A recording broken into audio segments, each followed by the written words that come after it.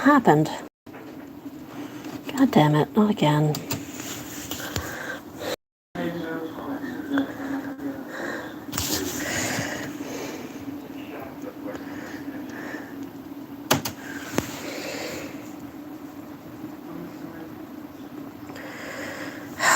I hate this thing. I don't know what just happened. The whole thing went down.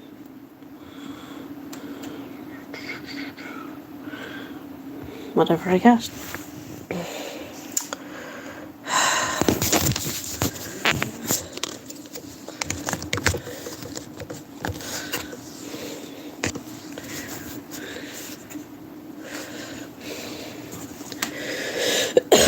From that, as a good time, a kind, forgiving, charitable, pleasant time.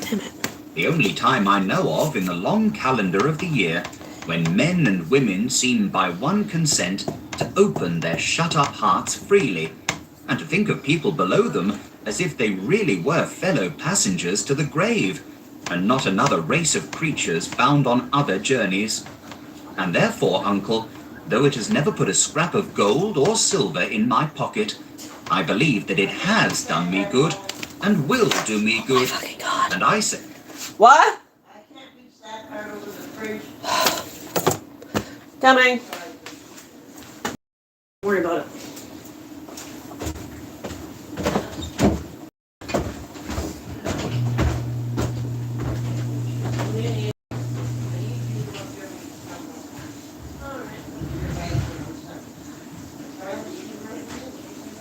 What?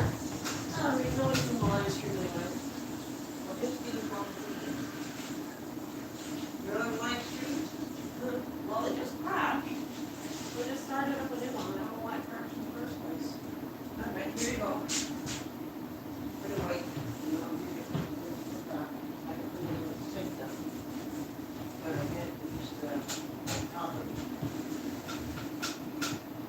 Reach further, further.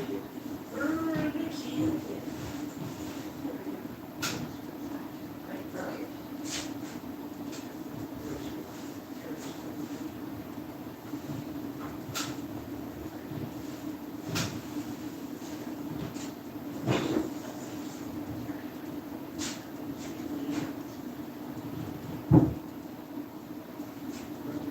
In the dirt, you won't get. Check it out. No, no, that's all right. Just put it down in the hole. And then jump up there. That's it, that's plenty. Good? Yep. Okay, now you can. I don't know how I did that one.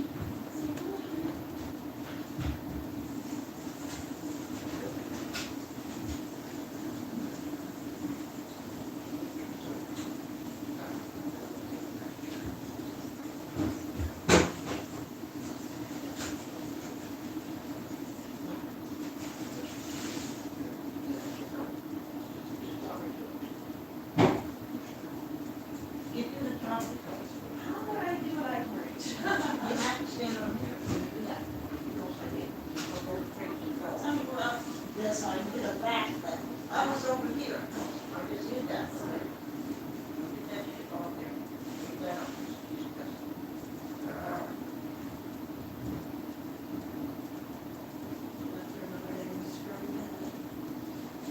You know, even big spike, you ain't going up there again, you know that.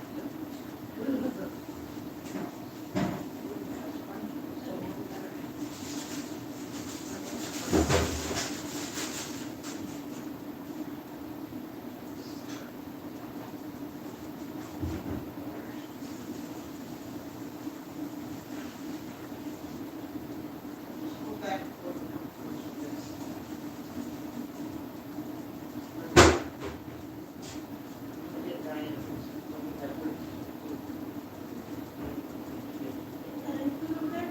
What? Has it been put over there? Well, we're just waiting to-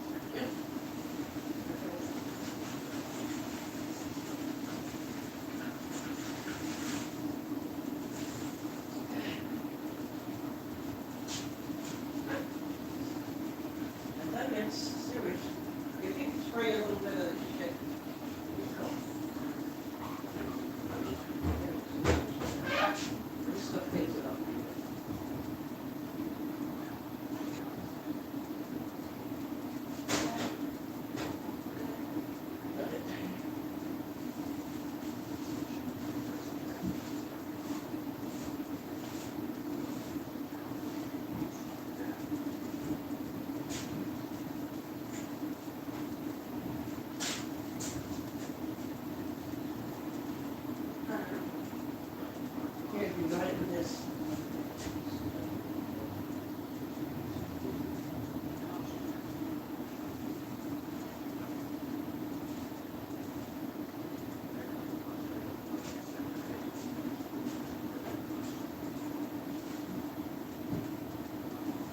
And the lake against that back wall, people in trouble.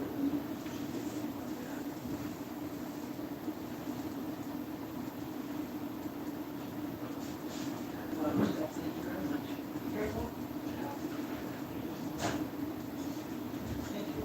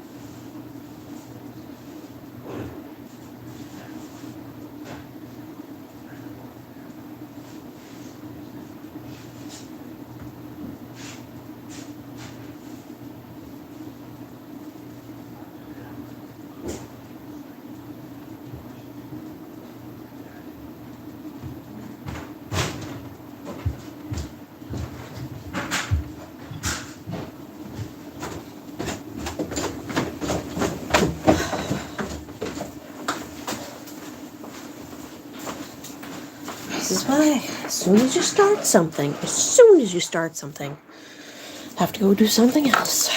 Alright, try that again. God bless it. Left. The clerk in the tank Try involuntarily that again. applauded. Becoming immediately sensible of the impropriety, he poked the fire and extinguished the last frail Why are you spark beeping? forever. Let me hear another sound from you, said Scrooge, and you'll keep your Christmas by losing your situation. You're quite a powerful speaker, sir, he added, turning to his nephew. I wonder you don't go into Parliament. Don't be angry, Uncle. Come, dine with us tomorrow. Scrooge said that he would see him. Yes, indeed, he did. He went the whole length of the expression and said that he would see him in that extremity first. But why? Cried Scrooge's nephew. Why? Why did you get married? Said Scrooge. Because I fell in love. Because you fell in love, growled Scrooge, as if that were the only one thing in the world more ridiculous than a Merry Christmas. Good afternoon. Nay, Uncle, but you never came to see me before that happened. Why give it as a reason for not coming now? You're weird. Leave my Good chat. afternoon, said Scrooge.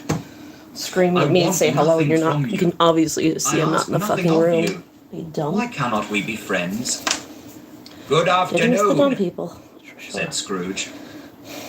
I am sorry with all my heart to find you so resolute. We have never had any quarrel to which I have been a party, but I have made the trial in homage to Christmas, and I'll keep my Christmas humour to the last. So, a Merry Christmas, Uncle. Good afternoon, said Scrooge, and a Happy New Year. Good afternoon, said Scrooge. His nephew left the room without an angry word, notwithstanding. He stopped at the outer door to bestow the greetings of the season on the clerk, who, cold as he was warmer than Scrooge, for he returned them cordially. There's another fellow, muttered Scrooge, who overheard him. My clerk with 15 shillings a week and a wife and No, no, family no, no, no, talking no, no. about a Merry Christmas. I'll retire to Kitten. Bedlam. Look how cute it is. This lunatic, in letting Scrooge's nephew out, had let 2 other people in. They were portly gentlemen, pleasant to behold, and now stood with their hats off in Scrooge's office. They had books and papers in their hands, and bowed to him. "Scrooge and Marley's, I believe," said one of the gentlemen, referring to his list. "Have I the pleasure of addressing Mr. Scrooge or Mr. Marley?" "Mr. Marley has been dead these 7 years," Scrooge replied. "He died 7 years ago, this very night." "We have no doubt his liberality is well represented by his surviving partner," said the gentleman, presenting his credentials. It certainly was, for they had been 2 kindred spirits. At the ominous word, liberality, Scrooge Kitty. frowned and shook his head. Yeah, she and hasn't been in handed the credentials basement back. since I got her, really, so "At this this is a festive new season fun of the place to year, Mr. explore. Scrooge," said the gentleman, taking up a pen, "it is more than usually desirable that we should make some slight provision for the poor and destitute, who suffer greatly at the present time. Many thousands are in want of common necessaries. Hundreds of thousands are in want of common comforts, sir." "Are there no prisons?" asked Scrooge. "Plenty of prisons," said the gentleman, laying down the pen again. "And the union workhouses?" demanded Scrooge. "Are they still in operation?" "They No. are still," returned the Yeah, on the gentleman. ground. No "I wish table I for you could up say there. they were not." "The treadmill and the poor law are in full vigour, then?" said Scrooge. "Both very busy, sir." "Oh, I was afraid, from what you said at first, that something had occurred to stop them in their useful course," said Scrooge. "I am very glad to hear it." "Under the impression that they scarcely furnish Christian cheer of mind or body to the multitude," returned the gentleman. "A few of us are endeavouring to raise a fund to buy the poor some meat and drink and means of warmth. We choose this time because it is a time of all others when want is keenly felt and abundance rejoices. What shall I put you down for?" "Nothing," Scrooge replied. "You wish to be anonymous?" "I wish to be left alone," said Scrooge. "Since you ask me what I wish, gentlemen, that is my answer. I don't make merry myself at Christmas, and I can't afford to make idle people merry. I help to support the establishments I have mentioned. They cost enough, and those who are badly off must go there." "Many can't go there, and many would rather die." "If they would rather die," said Scrooge, "they had better do it and decrease the surplus population. Besides, excuse me, I don't know that." "But you might know it," observed the gentleman. "It's not my business," Scrooge returned. "It's enough for a man to understand his own business and not to interfere with other people's. Mine occupies me constantly. Good afternoon, gentlemen." Seeing clearly that it would be useless to pursue their point, the gentleman withdrew. Scrooge resumed his labours with an improved opinion of himself, Damn! and in a more facetious temper than What was was that? usual with him. Meanwhile, the fog and darkness thickened so Oops, sorry, babe. people ran about with flaring I'll in the links, nose. proffering their services to go before horses in carriages and conduct them on their way. The ancient tower of a church, whose gruff old bell was always peeping slyly down at Scrooge out of a Gothic window in the wall, became invisible and struck the hours and quarters in the clouds Hi. with tremulous vibrations afterwards, goodness. Oh, as my if goodness. its teeth were chattering Oh, my goodness. Come here. frozen head up there. Come here. The cold became intense. Baby. In the main street, at the corner of the court, some labourers were repairing the gas pipes, and had lighted a great fire in a brazier, There you go. round which a party That's of gonna be a ragged thing all men night, and I think. boys were gathered, warming their hands and winking their eyes before the blaze in rapture. The water plug being left in solitude, its overflowing suddenly congealed and turned to misanthropic ice.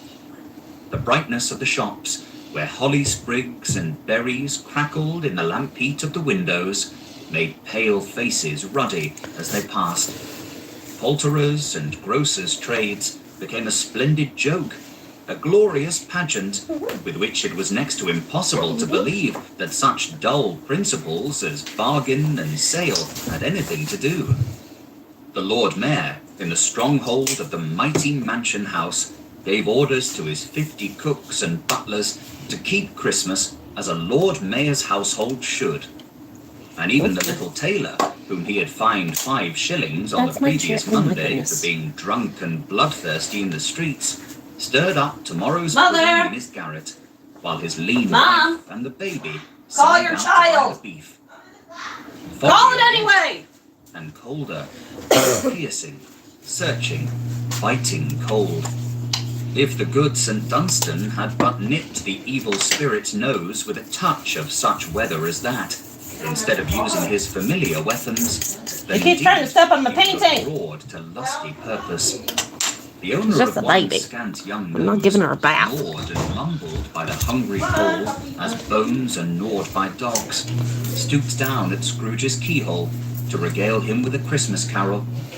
But at the first sound of "God bless you, merry gentlemen, may nothing you dismay," Scrooge seized the ruler with such energy of action that the singer fled in terror, leaving the keyhole to the fog and even more congenial frost. At length, the hour of shutting up the counting house arrived. With an ill will, Scrooge dismounted from his stool and tacitly admitted the fact to the expectant clerk in the tank, who instantly snuffed his candle out and put on his hat. "You'll want all day tomorrow, I suppose," said Scrooge. "It's quite convenient, sir." "It's not convenient," said Scrooge, "and it's not fair. If I was to stop half a crown for it, you'd think yourself ill-used, I'll be bound." The clerk smiled faintly. "And yet," said Scrooge, "you don't think me ill-used when I pay a day's wages for no work." The clerk observed that it was only once a year. "A poor excuse for picking a man's pocket every 25th of December," said Scrooge, buttoning his greatcoat to the chin. "But I suppose you must have the whole day. Be here all the earlier next morning." The clerk promised that he would, and Scrooge walked out with a growl. The office was closed in a twinkling, and the clerk, with the long ends of his white comforter dangling below his waist, where he boasted no greatcoat, went down a slide on Cornhill at the end of a lane of boys 20 times in honor of it being Christmas Eve, and then ran home to Camden Town as hard as he could pelt to play at blind man's buff. Scrooge took his melancholy dinner in his usual melancholy tavern, and having read all the newspapers and beguiled the rest of the evening with his banker's book, went home to bed. This is not my best He work. lived in chambers which That's had once okay. belonged It is to his still deceased partner. They were a gloomy suite of rooms in a lowering pile of building up a yard, where it had so little business to be that one could scarcely help fancying it must have run there when it was a young house, playing at hide-and-seek with other houses, and have forgotten the way out again. It was old enough now, and dreary enough, for nobody lived in it but Scrooge, the other rooms being all let out as offices. The yard was so dark that even Scrooge, who knew its every stone, was fain to grope with his hands. The fog and frost so hung about the black old gateway of the house that it seemed as if the genius of the weather sat in mournful meditation on the threshold. Now, it is a fact that there was nothing at all particular about the knocker on the door, except that it was Just very creep. large. It is also a fact I'm that gonna have to Scrooge get, like, had seen it night a and kangaroo morning cat during his hoodie whole residence in in that order place. to have Also, her down that here and Scrooge had as little of not, what is called you know, fancy in the about way him of everything. as any man in the city of London, even including, which is a bold word, the corporation, alderman, and livery. Let it also be borne in mind that Scrooge had not bestowed one thought on Marley since his last mention of his 7 years dead partner that afternoon. And then let any man explain to me, if he can, how it happened that Scrooge, having his key in the lock of the door, saw in the knocker, without its undergoing any intermediate process of change, not a knocker, but Marley's face. Marley's face. It was not in impenetrable shadow, as the other objects in the yard were, but had a dismal light about it, like a bad lobster in a dark cellar. Oh my god, she's back. It was not angry or ferocious, but looked at Scrooge as Marley used to look, Don't look at me like that. with ghostly spectacles turned You're up being a on right its mess. ghostly forehead. The hair was curiously stirred, as if by breath or hot air, and, though the eyes were wide open, they were perfectly motionless. That, and its livid colour, made it horrible. But its horror seemed to be in spite of the face, and beyond its control, rather than a part of its own expression. As Scrooge looked fixedly at this phenomenon, I don't know how to paint it was a trees. knocker again. To say that he was not startled, or that his blood was not conscious of a terrible sensation to which it had been a stranger from infancy, would be untrue. But he put his hand upon the key he had relinquished, turned it sturdily, walked in, and lighted his candle. He did pause, with a moment's irresolution, before he shut the door, and he did look cautiously behind it first, as if he half expected to be terrified with the sight of Marley's pigtail sticking out into the hall.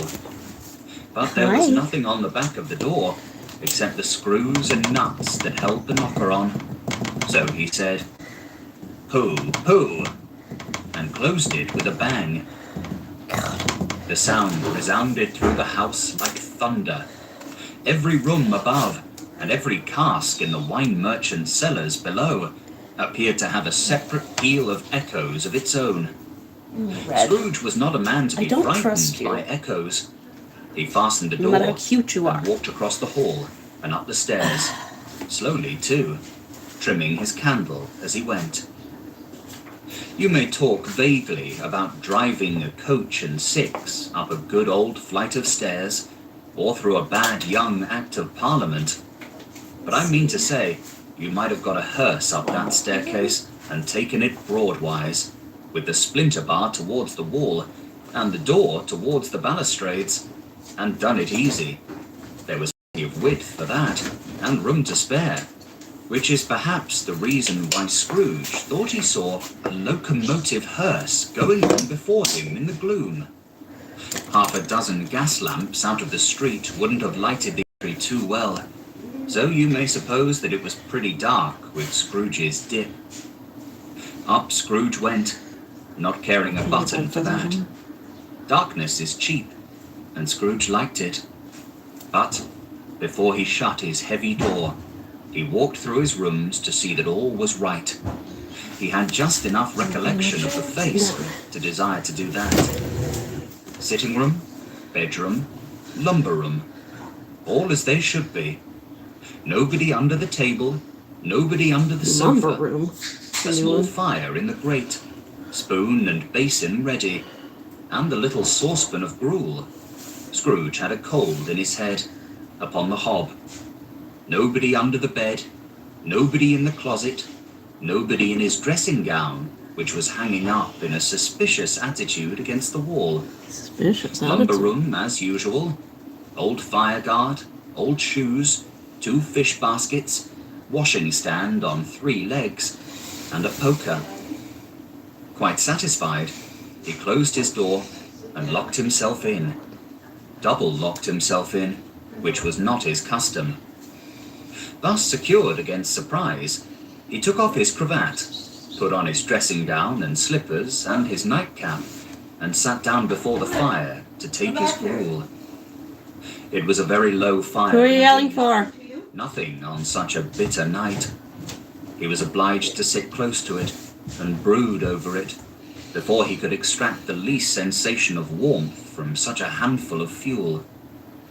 The fireplace was an old one, built by some Dutch merchant long ago and paved all round with quaint Dutch tiles designed to illustrate the scriptures.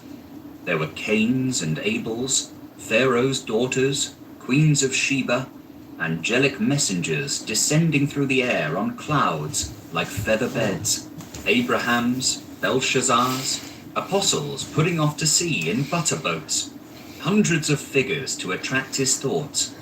And yet that face of Marley, 7 years dead, came like the ancient prophet's rod and swallowed up the whole. If each smooth tile had been a blank at first, with power to shape some picture on its surface from the disjointed fragments of his thoughts, there would have been a copy of old Marley's head on every one.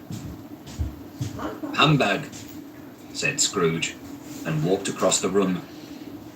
After several turns, he sat down again. As he threw his head back in the chair, his glance happened to rest upon a bell, a disused bell that hung in the room, and communicated, for some purpose now forgotten, with a chamber in the highest story of the building. It was with great astonishment, and with a strange, inexplicable dread, that as he looked, he saw this bell begin to swing. It swung so softly in the outset that it scarcely made a sound, but soon it rang out loudly, and so did every bell in the house. This might have lasted half a minute or a minute, but it seemed an hour. The bells ceased as they had begun, together. They were succeeded by a clanking noise deep down below, as if some person were dragging a heavy chain over the casks in the wine merchant's cellar. Scrooge then remembered to have heard that ghosts in haunted houses were described as dragging chains. The cellar door flew open with a booming sound, Where's the light? and then he heard the noise much Oh, louder on the floors below, then coming up the stairs, then coming straight towards his door. "It's humbug still," said Scrooge. "I won't believe it." His colour changed, though, when, without a pause, it came on through the heavy door and passed into the room before his eyes. Upon its coming in, the dying flame leaped up as though it cried, "I know him, Marley's ghost," and fell again.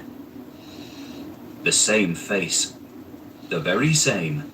Marley in his pigtail, usual waistcoat, tights and boots, the tassels on the latter bristling like his pigtail and his coat skirts, and the hair upon his head. The chain he drew was clasped about his middle. It was long and wound about him like a tail, and it was made, for Scrooge observed it closely, of cash boxes, keys, padlocks, ledgers, deeds, and heavy purses wrought in steel. His body was transparent, so that Scrooge, observing him and looking through his waistcoat, could see the 2 buttons on his coat behind. Scrooge had often heard it said that Marley had no bowels, but he had never believed it until now. No, nor did he believe it even now, though he looked the phantom through and through and saw it standing before him, though he felt the chilling influence of its death-cold eyes and marked the very texture of the folded kerchief bound about its head and chin, which wrapper he had not observed before. He was still incredulous and fought against his senses. "How now?" said Scrooge, caustic and cold as ever. "What do you want with me?" "Much." Marley's voice, no doubt about it. "Who are you?" "Ask me who I was." Who were you then? Said Scrooge, raising his voice. You're particular for a shade. He was going to say, to a shade, but substituted this as more appropriate. In life, I was your partner, Jacob Marley. Can you sit down? Asked Scrooge, looking doubtfully at him. I can. Do it then. What have you been doing? Scrooge asked the question because he didn't know whether a ghost so transparent might find himself in a condition to take a chair, and felt that in the event of its being impossible, it might involve the necessity of an embarrassing explanation. But the ghost sat down on the opposite side of the fireplace, as if he were quite used to it. You don't believe in me, observed the ghost. I don't, said Scrooge. What evidence would you have of my reality beyond that of your own senses? I don't know, said Scrooge. Why do you doubt your senses? Because, said Scrooge, a little thing affects them. A slight disorder of the stomach makes them cheats. You may be an undigested bit of beef, a blot of mustard, a crumb of cheese, a fragment of an underdone potato. There's more of gravy than of grave about you, whatever you are. Scrooge was not much in the habit of cracking jokes, nor did he feel in his heart by any means waggish then. The truth is that he tried to be smart, as a means of distracting his own attention and keeping down his terror. God damn, this For the is bad. spectre's voice disturbed the very marrow in his bones. To sit staring at those fixed, glazed eyes in silence I'm for a gonna have to give moment this up. would play, Scrooge felt, the very deuce with him. There was You something don't very want to do awful, something that too, doesn't in work. the spectre's being provided with an infernal atmosphere of his own. Scrooge could not feel it himself, but this was clearly the case. For though the ghost sat perfectly motionless, its hair and skirts and tassels were still agitated as by the hot vapor from an oven. You see this toothpick? Said Scrooge, returning quickly to the charge, for the reason just assigned, and wishing, though I it can't do this picture. I'm gonna have to find something else. Okay.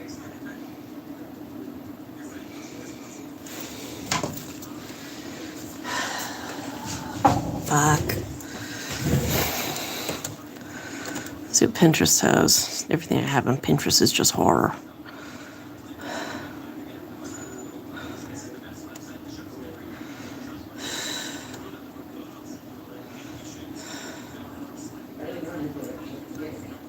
Go get that kitty.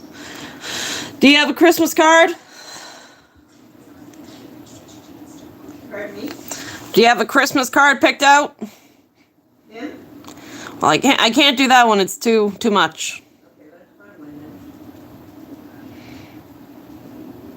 then. Need something simpler.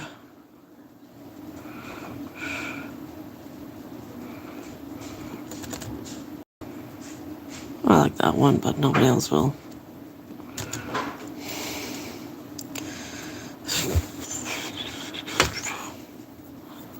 The lighting is too complicated, but I like that one. All right.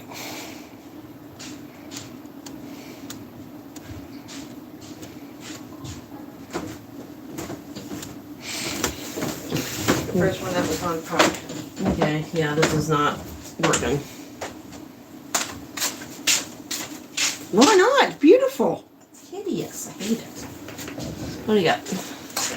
Ow. I think I can do that one. It's cartoony, it's got lines. Okay. All right. Whatever. Oh, where's my other canvas?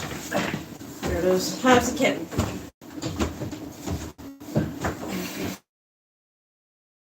Where'd it go? I don't know. She's your child.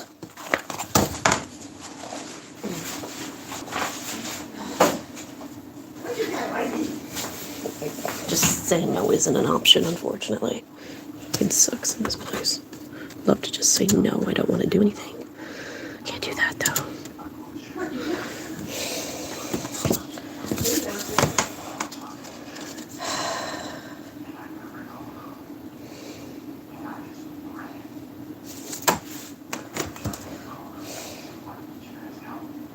That one's clean up today.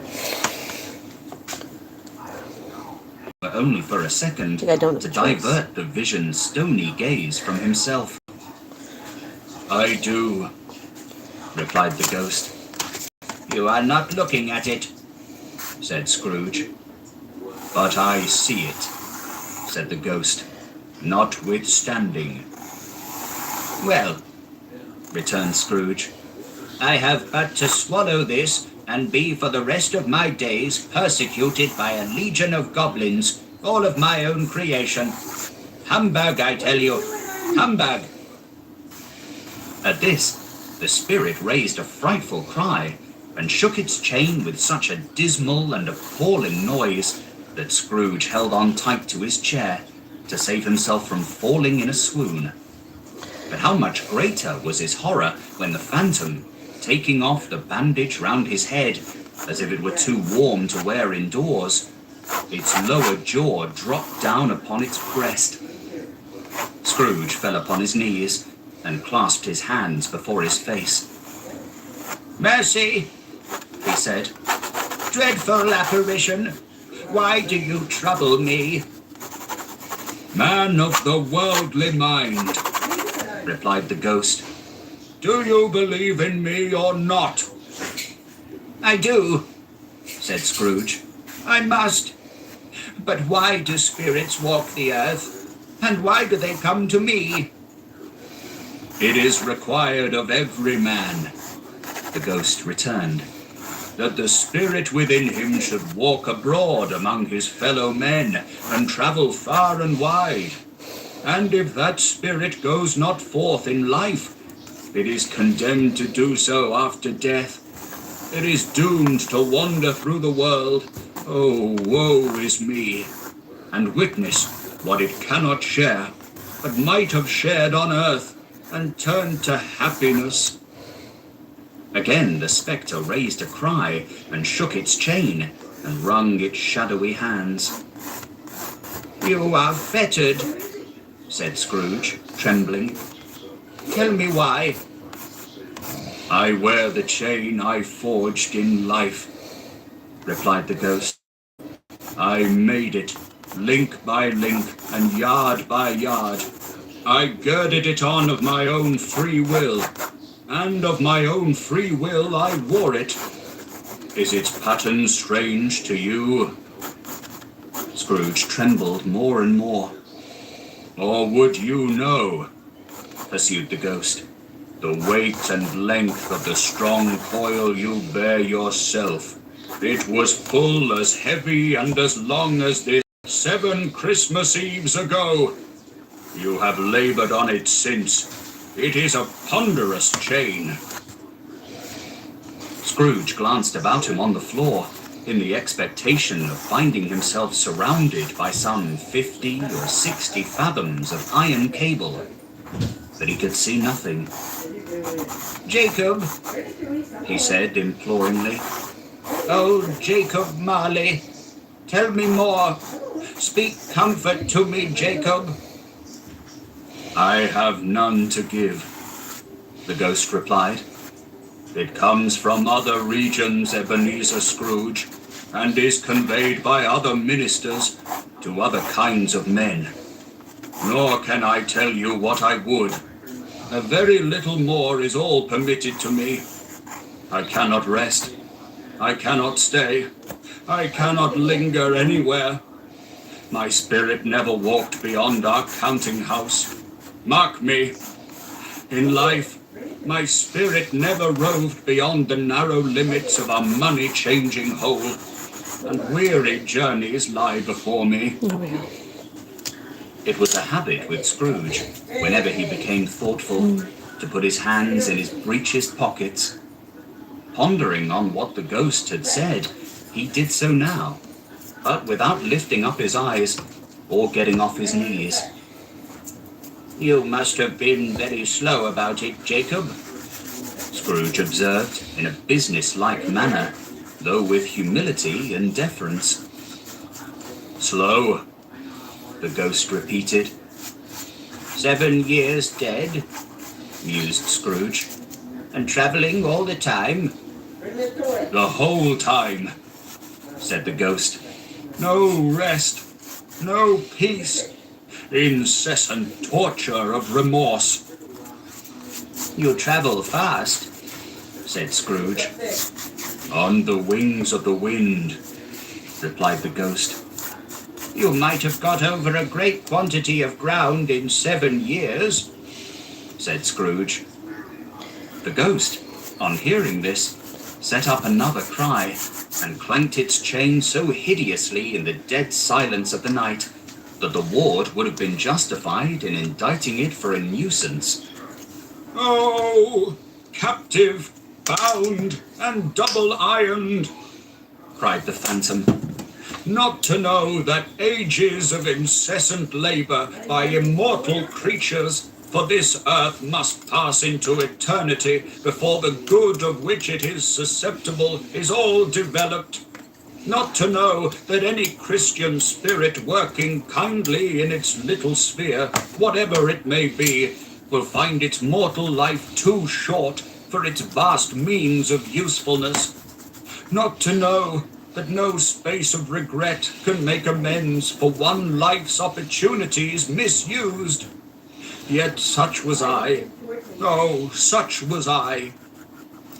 But you were always a good man of business, Jacob, faltered Scrooge, who now began to apply this to himself.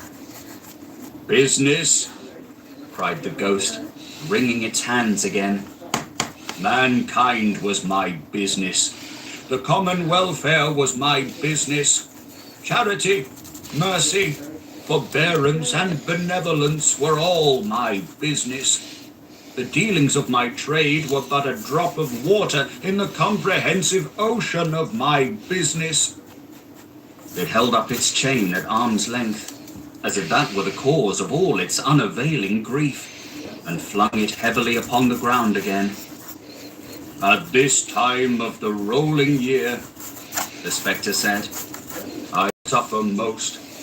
Why did I walk through crowds of fellow beings with my eyes turned down, and never raise them to that blessed star which led the wise men to a poor abode?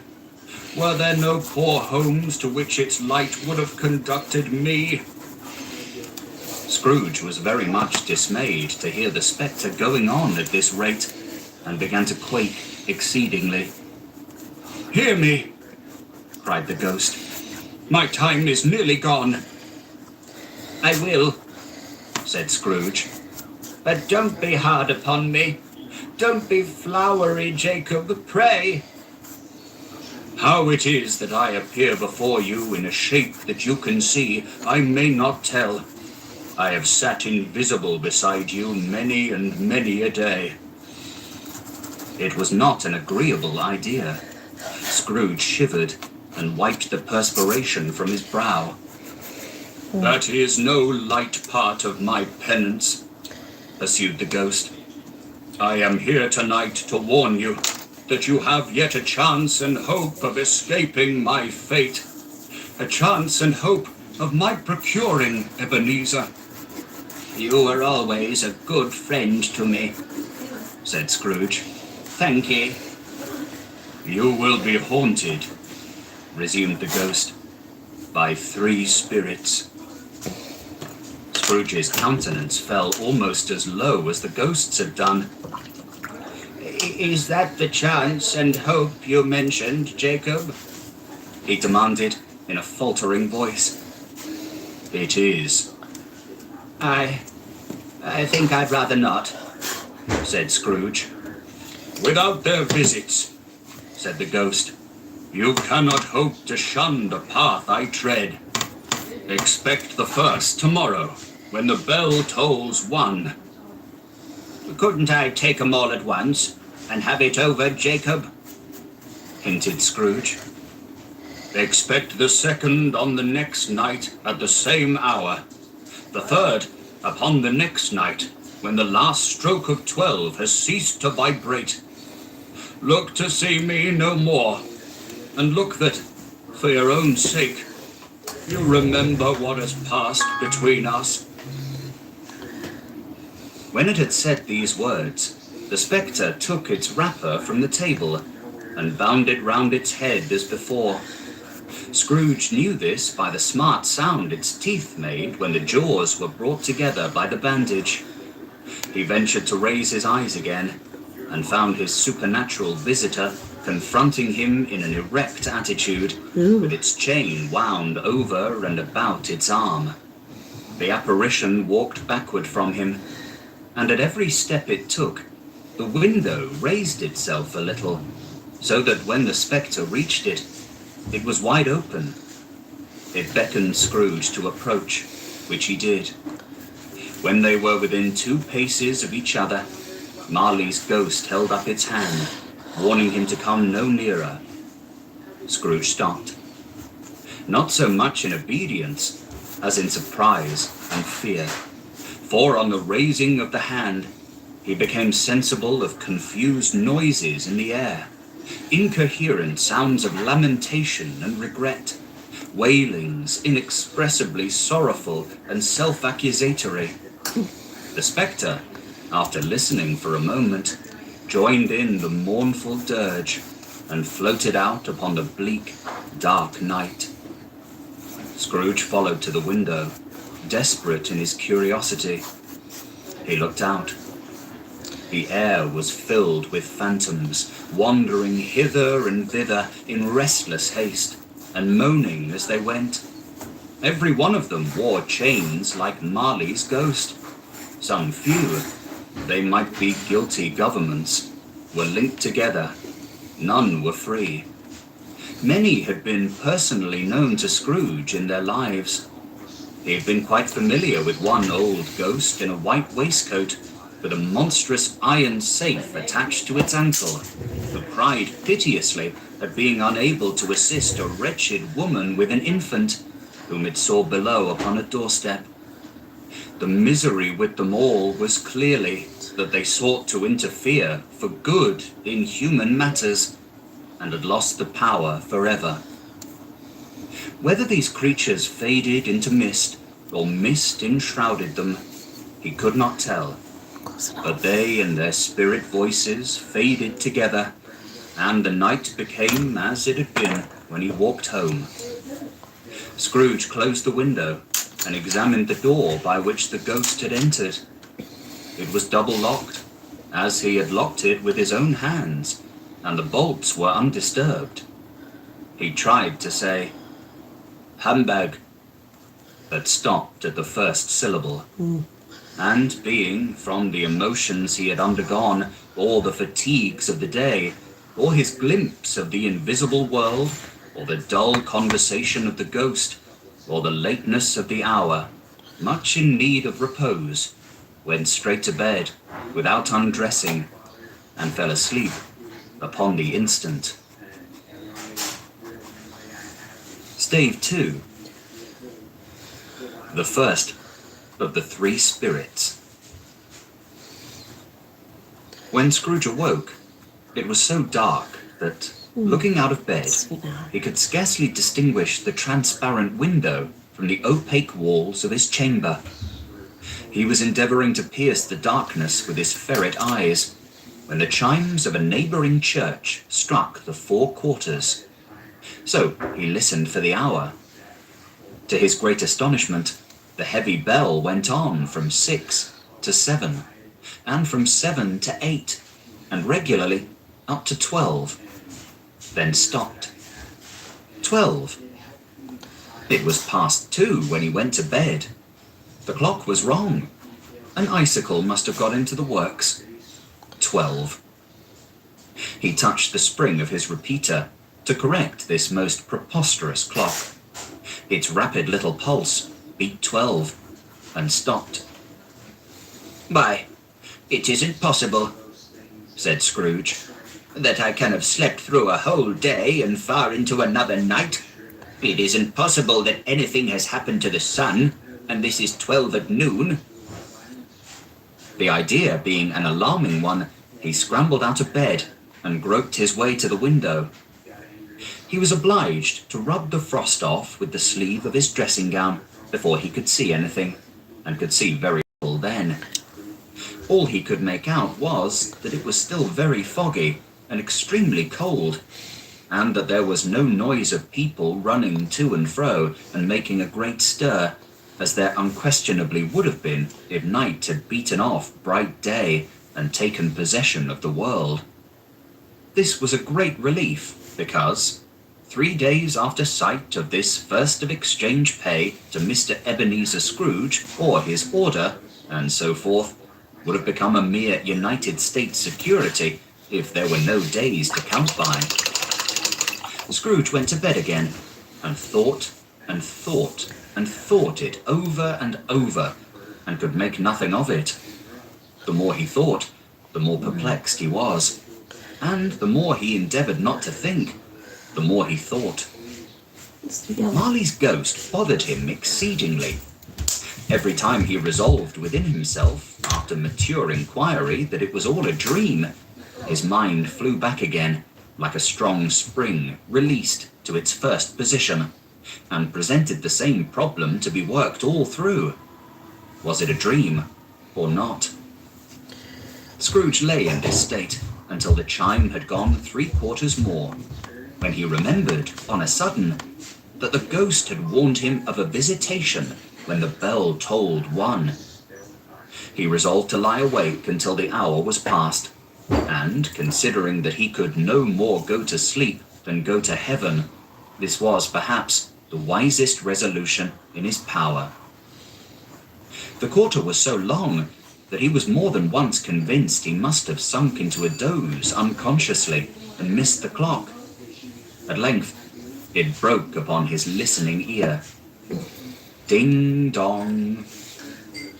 1/4 past, said Scrooge, counting. Ding dong. 1/2 past, said Scrooge. Ding dong. 1/4 to it, said Scrooge. Ding dong. The hour itself, said Scrooge triumphantly, and nothing else.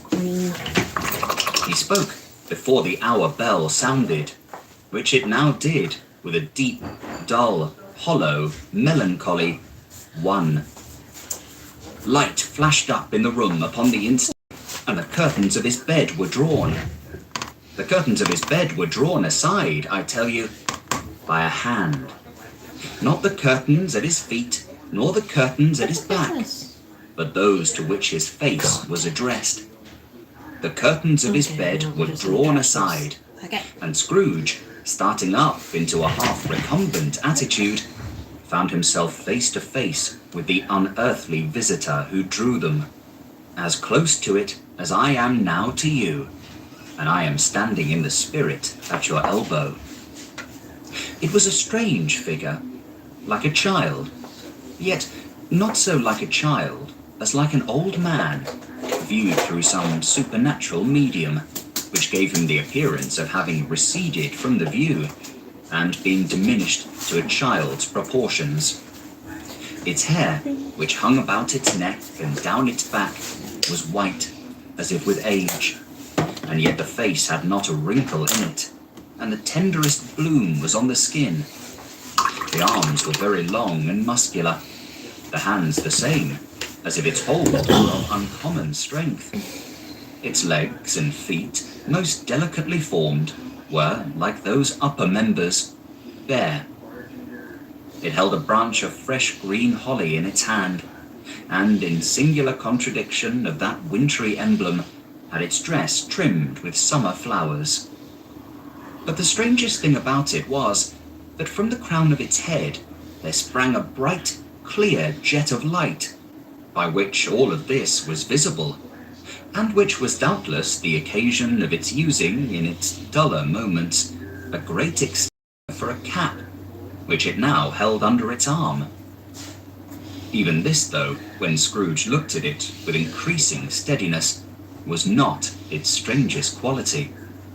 For as its belt sparkled and glittered, now in one part and now in another, and what was light was distant at another time was dark, so the figure itself fluctuated in its distinctness, being now a thing with one arm, now with one leg, now with 20 legs, now a pair of legs without a head, now a head without a body, of which dissolving parts no outline would be visible in the dense gloom wherein they melted away. Visited by And in the Cthulhu. very wonder of this, Eldritch it horror. would be itself again, distinct and clear as ever. "Are you the spirit, sir, whose coming was foretold to me?" asked Scrooge. "I am."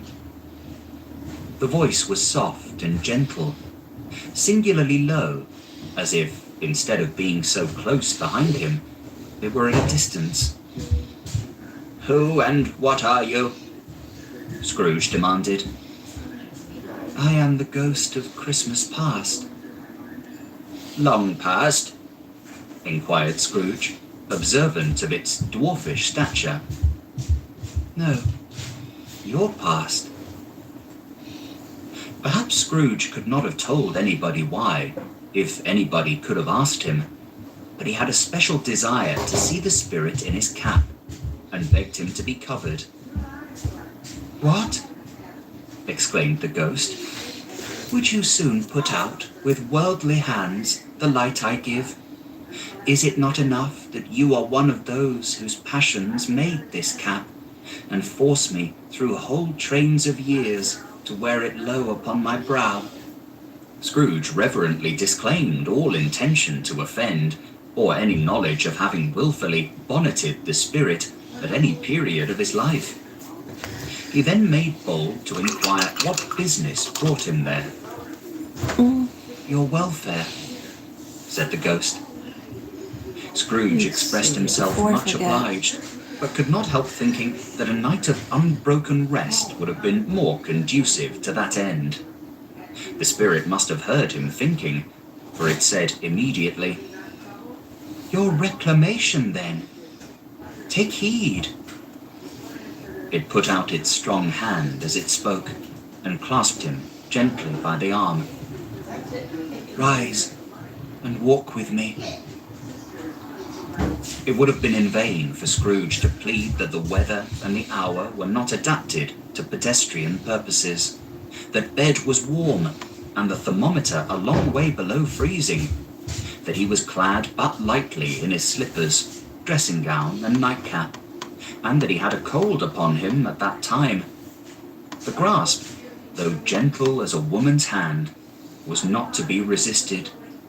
He rose, but finding that the spirit made towards the window, clasped its robe in supplication. "I am a mortal," Scrooge remonstrated, "and liable to fall." "Bear but a touch of my hand there," said the spirit, laying it upon his heart, "and you shall be upheld in more than this." As the words were spoken, they passed through the wall and stood upon an open country road, with fields on either hand. The city had entirely vanished. Not a vestige of it was to be seen. The darkness and the mist had vanished with it, for it was a clear, cold winter day, with snow upon the ground. "Good heaven," said Scrooge, clasping his hands together as he looked about him. "I was bred in this place. I was a boy here." The spirit gazed upon him mildly. Its gentle touch, though it had been light and instantaneous, appeared still present to the old man's sense of feeling. He was conscious of 1,000 odors floating in the air, each one connected with 1,000 thoughts and hopes and joys and cares, long, long forgotten. "Your lip is trembling," said the ghost. "And what is that upon your cheek?" Scrooge muttered, with an unusual catching in his voice, that it was a pimple, and he begged the ghost to lead him where he would. "You recollect the way?" inquired the spirit. "Remember it?" cried Scrooge with fervour. "I could walk it blindfold." "Strange to have forgotten it for so many years," observed the ghost. "Let us go on." They walked along the road, Scrooge recognizing every gate and post and tree, until a little market town appeared in the distance, with its bridge, its church, and winding river. Some shaggy ponies now were seen trotting towards them, with boys upon their backs, who called to other boys in country gigs and carts driven by farmers. All these boys were in great spirits, and shouted to each other, until the broad fields were so full of merry music that the crisp air laughed to hear it. "These are but shadows of the things that have been," said the ghost. "They have no consciousness of us." The jocund travellers came on, and as they came, Scrooge knew and named them, every one. Why was he rejoiced beyond all bounds to see them? Why did his cold eye glisten, and his heart leap up as they went past? Why was he filled with gladness when he heard them give each other Merry Christmas as they parted at crossroads and byways for their several homes? What was Merry Christmas to Scrooge? Out upon Merry Christmas! What good had it ever done to him? "The school is not quite deserted," said the ghost. "A solitary child, neglected by his friends, is left there still." Scrooge said he knew it, and he sobbed. They left the high road by a well-remembered lane, and soon approached a mansion of dull red brick, with a little weathercock-surmounted cupola on the top, and a bell hanging in it. It was a large house, but one of broken fortunes, for the spacious offices were little used. Their walls were damp and mossy, their windows broken, and their gates decayed. Fowls clucked and strutted in the stables, and the coach horses in sheds were overrun with grass. Nor was it more retentive of its ancient state within, for entering the dreary hall and glancing through the open doors of many rooms, they found them poorly furnished, cold, and vast. There was an earthy savour in the air, a chilly bareness in the place, which associated itself somehow with too much getting up by candlelight, and not too much to eat. They went, the ghost and Scrooge, across the hall, to a door at the back of the house.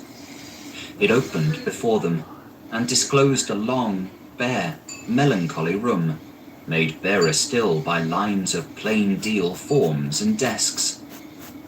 At one of these, a lonely boy was reading near a feeble fire, and Scrooge sat down upon a form and wept to see his poor forgotten self as he had used to be. Not a latent echo in the house, not a squeak and scuffle from the mice behind the panelling, not a drip from the half-thawed waterspout in the dull yard behind, not a sigh among the leafless boughs of one despondent poplar, not the idle swinging of an empty storehouse door. No, not a clicking in the fire, but fell upon the heart of Scrooge with softening influence, and gave a freer passage to his tears. The spirit touched him on the arm, and pointed to his younger self, intent upon his reading. Suddenly, a man in foreign garments, wonderfully real and distinct to look at, stood outside the window, with an axe stuck in his belt, and leading by the bridle an ass laden with wood. "Why, it's Ali Baba!" Scrooge exclaimed in ecstasy. "It's dear old honest Ali Baba. Yes, yes, I know. One Christmas time, when yonder solitary child was left here all alone, he did come for the first time, just like that. Poor boy. And Valentine," said Scrooge, "and his wild brother Orson, there they go. And what's his name, who was put down in his drawers, asleep at the gate of Damascus? Don't you see him? And the Sultan's groom turned upside down by the genie. Oh, there he is upon his head. Serve him right. I'm glad of it. What business had he to be married to the princess? To hear Scrooge expending all the earnestness of his nature on such subjects in a most extraordinary voice, between laughing and crying, and to see his heightened and excited face, would have been a surprise to his business friends in the city, indeed. "There's the parrot!" cried Scrooge. "Green body and yellow tail, with a thing like a lettuce growing out of the top of his head. Oh, there he is! Poor Robin Crusoe, he called him when he came home again after sailing round the island. Poor Robin Crusoe, where have you been, Robin Crusoe? The man thought he was dreaming, but he wasn't. It was the parrot, you know. There goes Friday, running for his life to the little creek. Halloa! Whoop! Hello!" Then, with a rapidity of transition very foreign to his usual character, he said, in pity for his former self, "Poor boy," and cried again. "I wish," Scrooge muttered, putting his hand in his pocket and looking about him after drying his eyes with his cuff. "But it's too late now." "What is the matter?" asked the spirit. "Nothing," said Scrooge. "Nothing. There was a boy singing a Christmas carol at my door last night. I should like to have given him something. That's all." The ghost smiled thoughtfully and waved its hand, saying, as it did so, "Let us see another Christmas." Scrooge's former self grew larger at the words, and the room became a little darker and more dirty. The panels shrunk, the windows cracked, fragments of plaster fell out of the ceiling, and the naked laths were shown instead. But how all this was brought about, Scrooge knew no more than you do. He only knew that it was quite correct, that everything had happened so, that there he was, alone again, when all the other boys had gone home for the jolly holidays. He was not reading now, but walking up and down despairingly.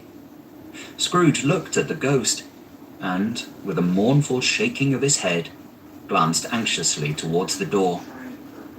It opened, and a little girl, much younger than the boy, came darting in, and putting her arms about his neck, and often kissing him, addressed him as her dear, dear brother.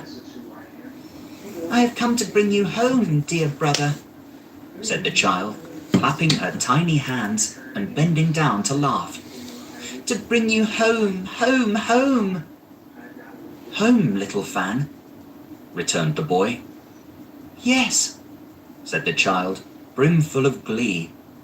"Home for good and all, home for ever and ever. Father is so much kinder than he used to be that home's like heaven. He spoke so gently to me one dear night when I was going to bed that I was not afraid to ask him once more if you might come home.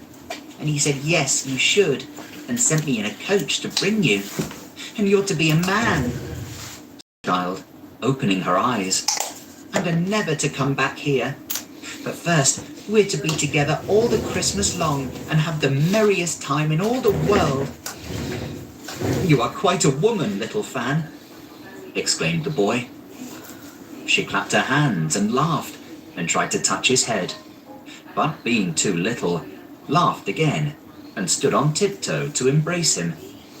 Then she began to drag him in her childish eagerness towards the door, and he, nothing loath to go, accompanied her. A terrible voice in the hall cried, "Bring down Master Scrooge's box there!"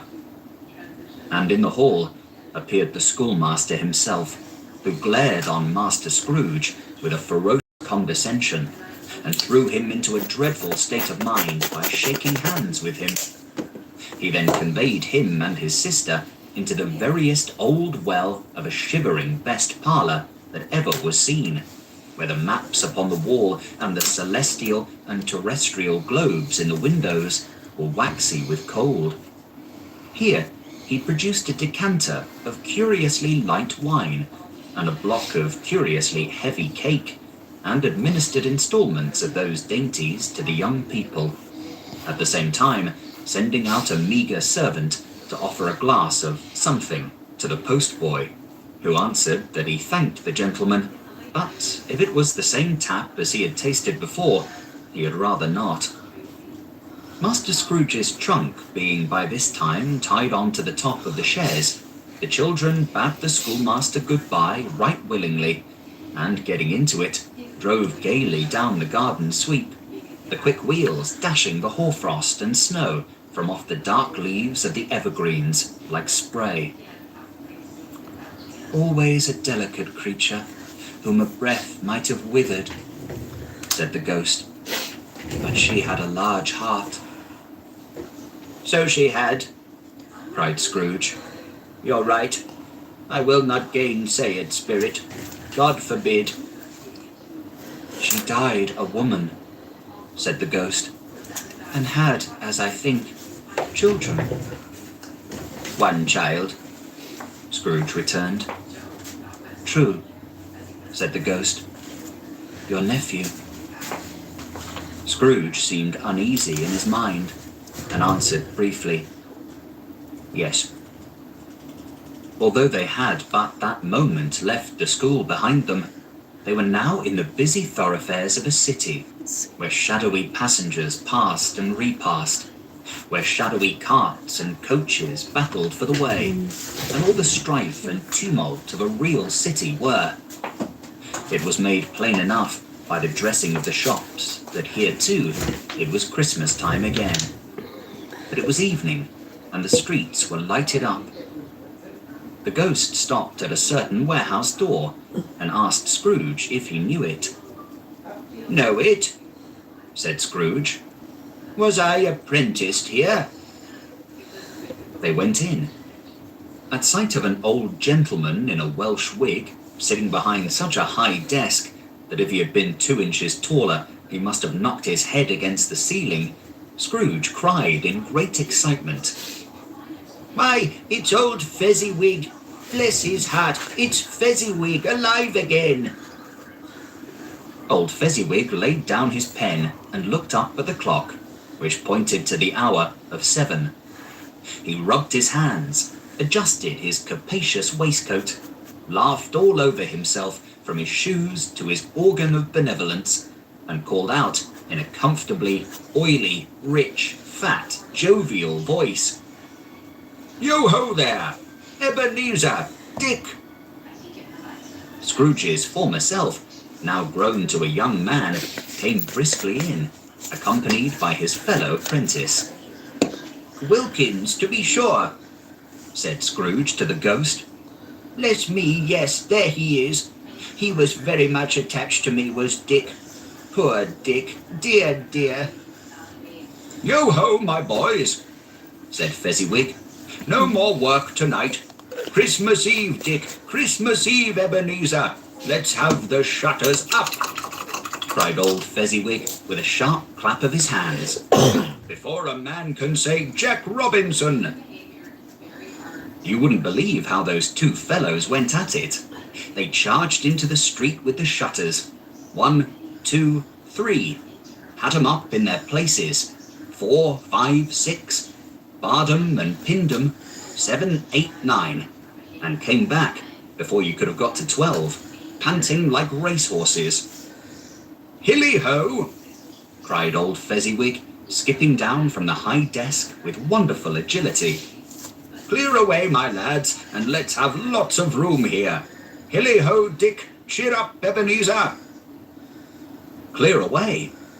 There was nothing they wouldn't have cleared away, or couldn't have cleared away, with old Fezziwig looking on. It was done in a minute. Every movable was packed off, as if it were dismissed from public life forever. The floor was swept and watered, the lamps were trimmed, fuel was heaped upon the fire, and the warehouse was as snug and warm and dry and bright a ballroom as you would desire to see upon a winter's night.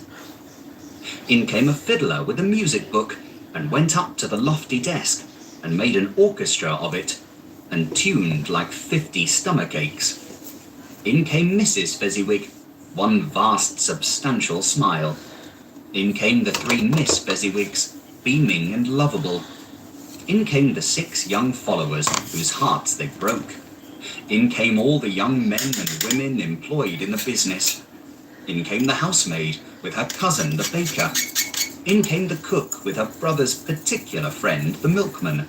In came the boy from over the way, who was suspected of not having board enough from his master, trying to hide himself behind the girl from next door but one, who was proved to have had her ears pulled by her mistress. Hey, Mom. In they all came. You tossed me down a box of Kleenexes. Some shyly, some boldly, some gracefully, some awkwardly, some pushing, some pulling. In they all came, anyhow and everyhow.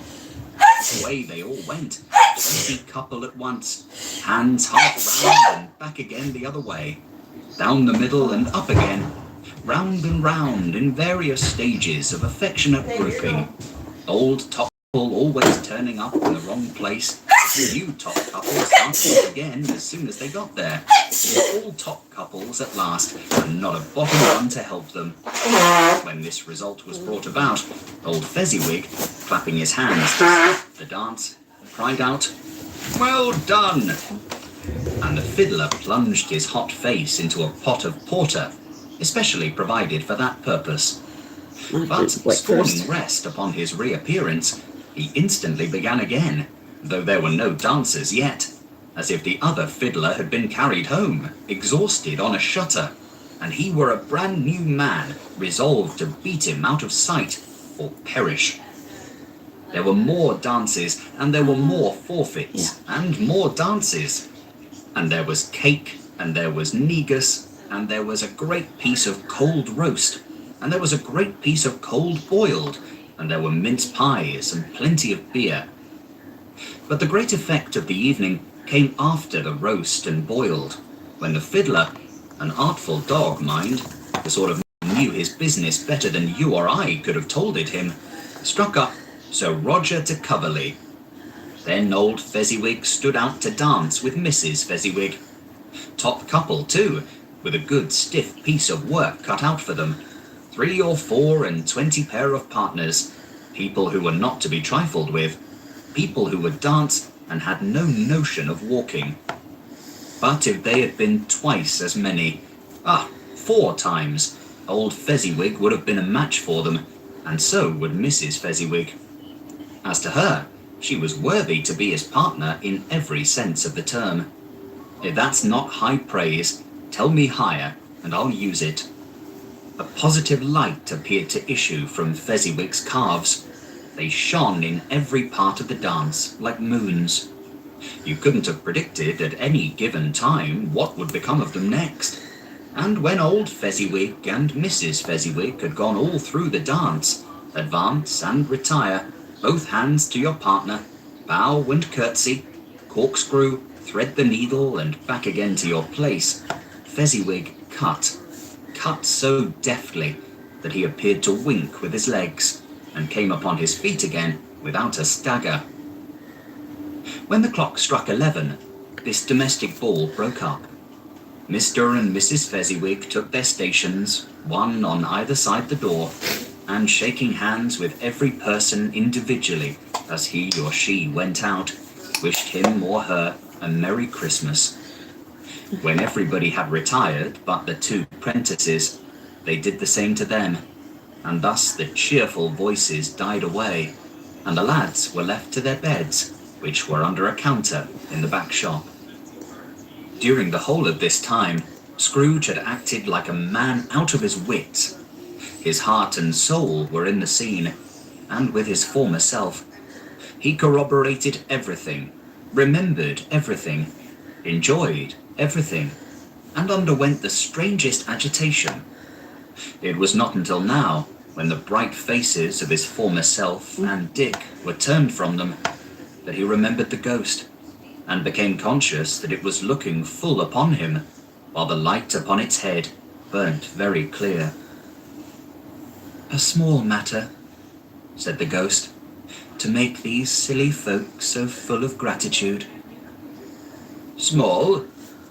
echoed Scrooge. The spirit signed to him to listen to the two apprentices who were pouring out their hearts in praise of Fezziwig, and when he had done so, said, "Why, is it not? He has spent but a few pounds of your mortal money, 3 or 4 perhaps. Is that so much that he deserves this praise?" "It isn't that," said Scrooge, heated by the remark, and speaking unconsciously like his former, not his latter self. "It isn't that, Spirit.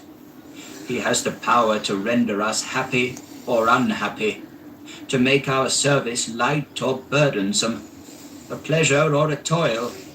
Say that his power lies in words and looks, in things so slight and insignificant that it is impossible to add and count 'em up. What then? The happiness he gives is quite as great as if it cost a fortune." He felt the spirit's glance and stopped. "What is the matter?" asked the ghost. "Nothing particular," said Scrooge. "Something, I think," the ghost insisted. "No," said Scrooge. "No. I should like to be able to say a word or two to my clerk just now. That's all." His former self turned down the lamps as he gave utterance to the wish, and Scrooge and the ghost again stood side by side in the open air. "My time grows short," observed the spirit. "Quick." This was not addressed to Scrooge, or to anyone whom he could see, but it produced an immediate effect. For again Scrooge saw himself. He was older now, a man in the prime of life.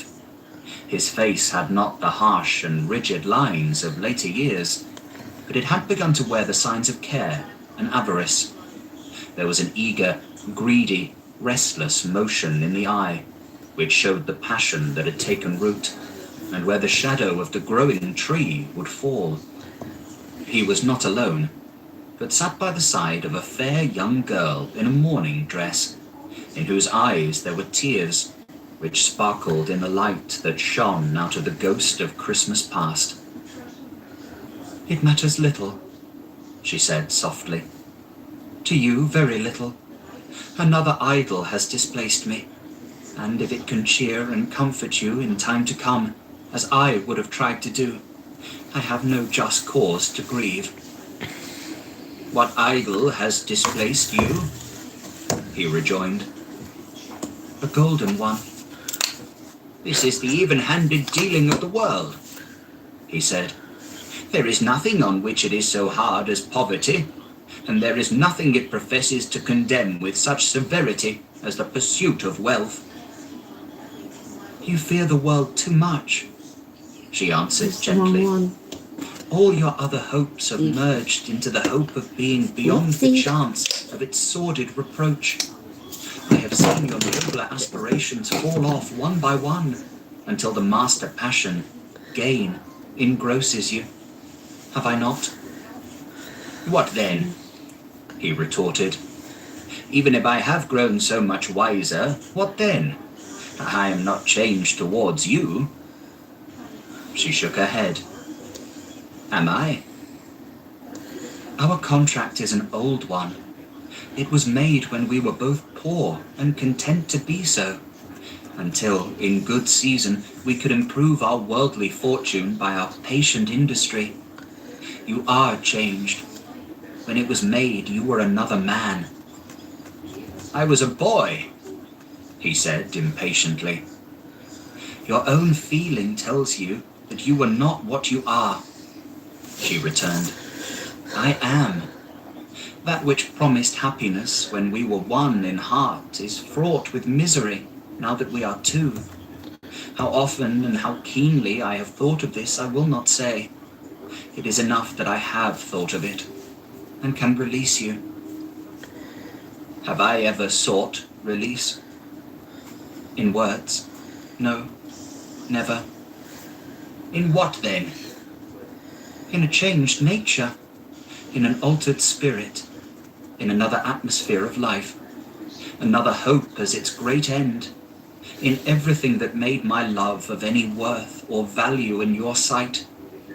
If this had never been between us, said the girl, looking mildly but with steadiness upon him, tell me, would you seek me out and try to win me now? Ah, no. He seemed to yield to the justice of this supposition in spite of himself, but he said with a struggle, you think not? I would gladly think otherwise if I could, she answered. Heaven knows.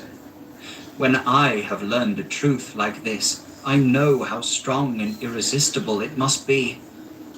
But if you were free today, tomorrow, yesterday, can even I believe that you would choose a dowerless girl?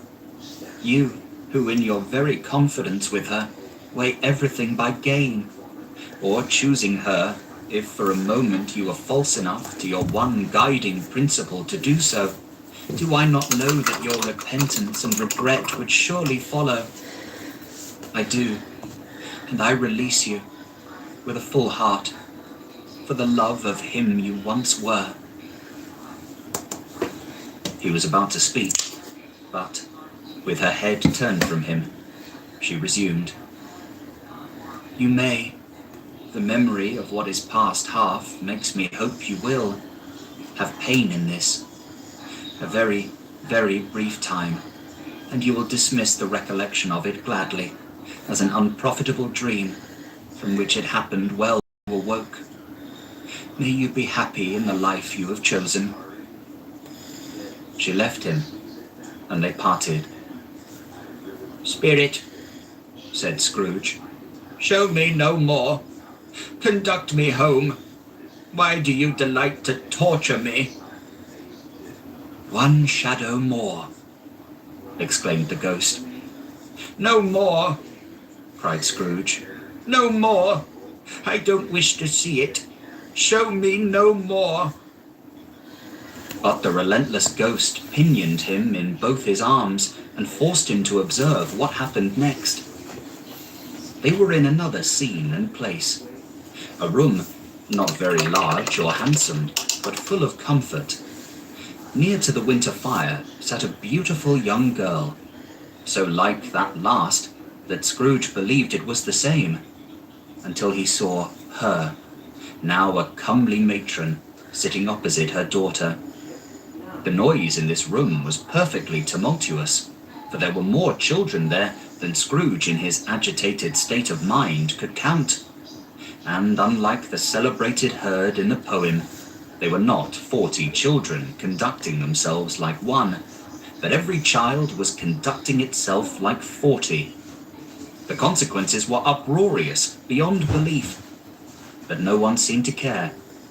On the contrary, the mother and daughter laughed heartily and enjoyed it very much, and the latter, soon beginning to mingle in the sports, got pillaged by the young brigands most ruthlessly. What would I not have given to be one of them? Though I never could have been so rude, no. I wouldn't for the wealth of all the world have crushed that braided hair and torn it down. And for the precious little shoe, I wouldn't have plucked it off, God bless my soul, to save my life. As to measuring her waist in sport, as they did, bold young brood, I couldn't have done it. I should have expected my arm to have grown round it for a punishment, and never come straight again.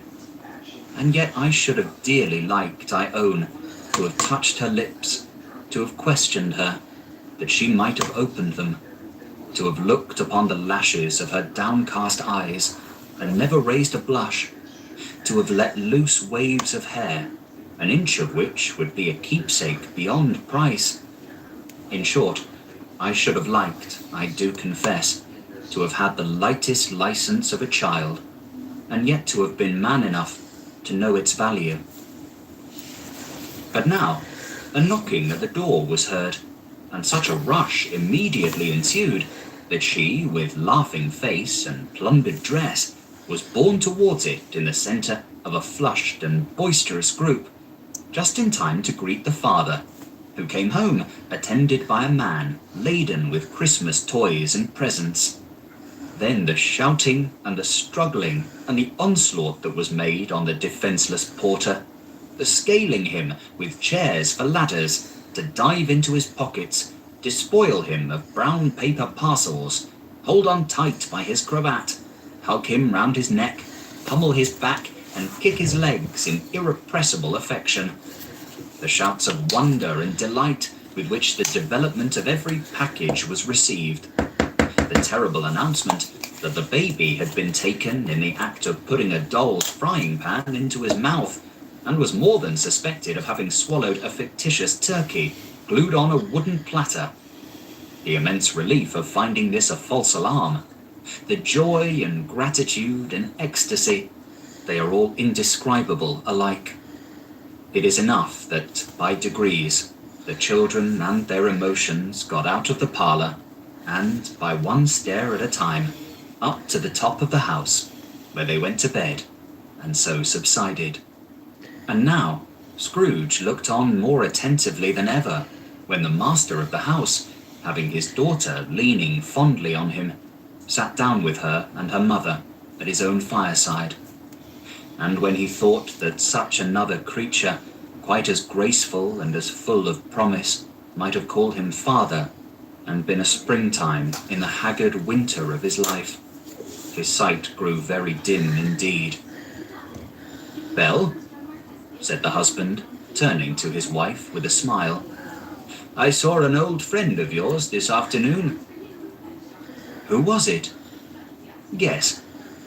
"How can I?" "Tut, don't I know?" she added in the same breath, laughing as he laughed.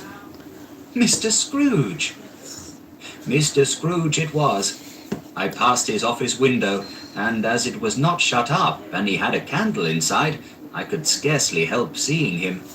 His partner lies upon the point of death, I hear, and there he sat alone, quite alone in the world, I do believe." "Spirit," said Scrooge in a broken voice, "remove me from this place." "I told you these were shadows of the things that have been," said the ghost, "that they are what they are.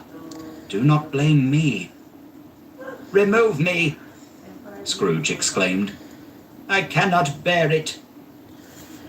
He turned upon the ghost, and seeing that it looked upon him with a face in which, in some strange way, there were fragments of all the faces it had shown him, wrestled with it. "Leave me! Take me back! Haunt me no longer!" In the struggle, if that can be called a struggle, in which the ghost, with no visible resistance on its own part, was undisturbed by any effort of its adversary, Scrooge observed that its light was burning high and bright, and dimly connecting that with its influence over him, he seized the extinguisher cap, and by a sudden action pressed it down upon its head. The spirit dropped beneath it, so that the extinguisher covered its whole form. But though Scrooge pressed it down with all his force, he could not hide the light which streamed from under it in an unbroken flood upon the ground. He was conscious of being exhausted and overcome by an irresistible drowsiness, and further, of being in his own bedroom. He gave the cap a parting squeeze, in which his hand relaxed, and had barely time to reel to bed before he sank into a heavy sleep. If there's one thing I know about Canadians, it's that we're kind. We want to help. All it takes is one can. $1. Or even 1 hour of your time. In every corner of this country, people give. And this season, we will give again. That's the thing about this place we call home. It's kindness. It connects us, brings us together. It makes us stronger. This winter, help us make the season count. Find ways to donate to food banks in your community by visiting cbc.ca/kind. Give Irresistibly Smooth Lindor and melt into your holiday moment. It only takes ink droplets 1/3 the size of a human hair to create a big difference in your business. Reinvent impact. Always choose original HP ink. Keep reinventing. Staples can help you crush your holiday to-do list. Order by December 11th and get your personalized mugs, blankets, and way more by the 24th. Saving on everything holiday? That was easy. Stave 3. The second of the three spirits. Awaking in the middle of a prodigiously tough snore, and sitting up in bed to get his thoughts together, Scrooge had no occasion to be told that the bell was again upon the stroke of 1. He felt that he was restored to consciousness in the right nick of time, for the especial purpose of holding a conference with the second messenger, dispatched to him through Jacob Marley's intervention. But finding that he turned uncomfortably cold when he began to wonder which of his curtains this new spectre would draw back, he put them every one aside with his own hands, and, lying down again, established a sharp lookout all round the bed.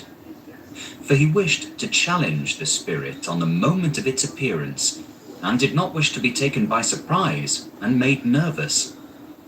Gentlemen of the free and easy sort, who plume themselves on being acquainted with a move or two, and being usually equal to the time of day, express the wide range of their capacity for adventure by observing that they are good for anything from pitch and toss to manslaughter, between which opposite extremes, no doubt, there lies a tolerably wide and comprehensive range of subjects.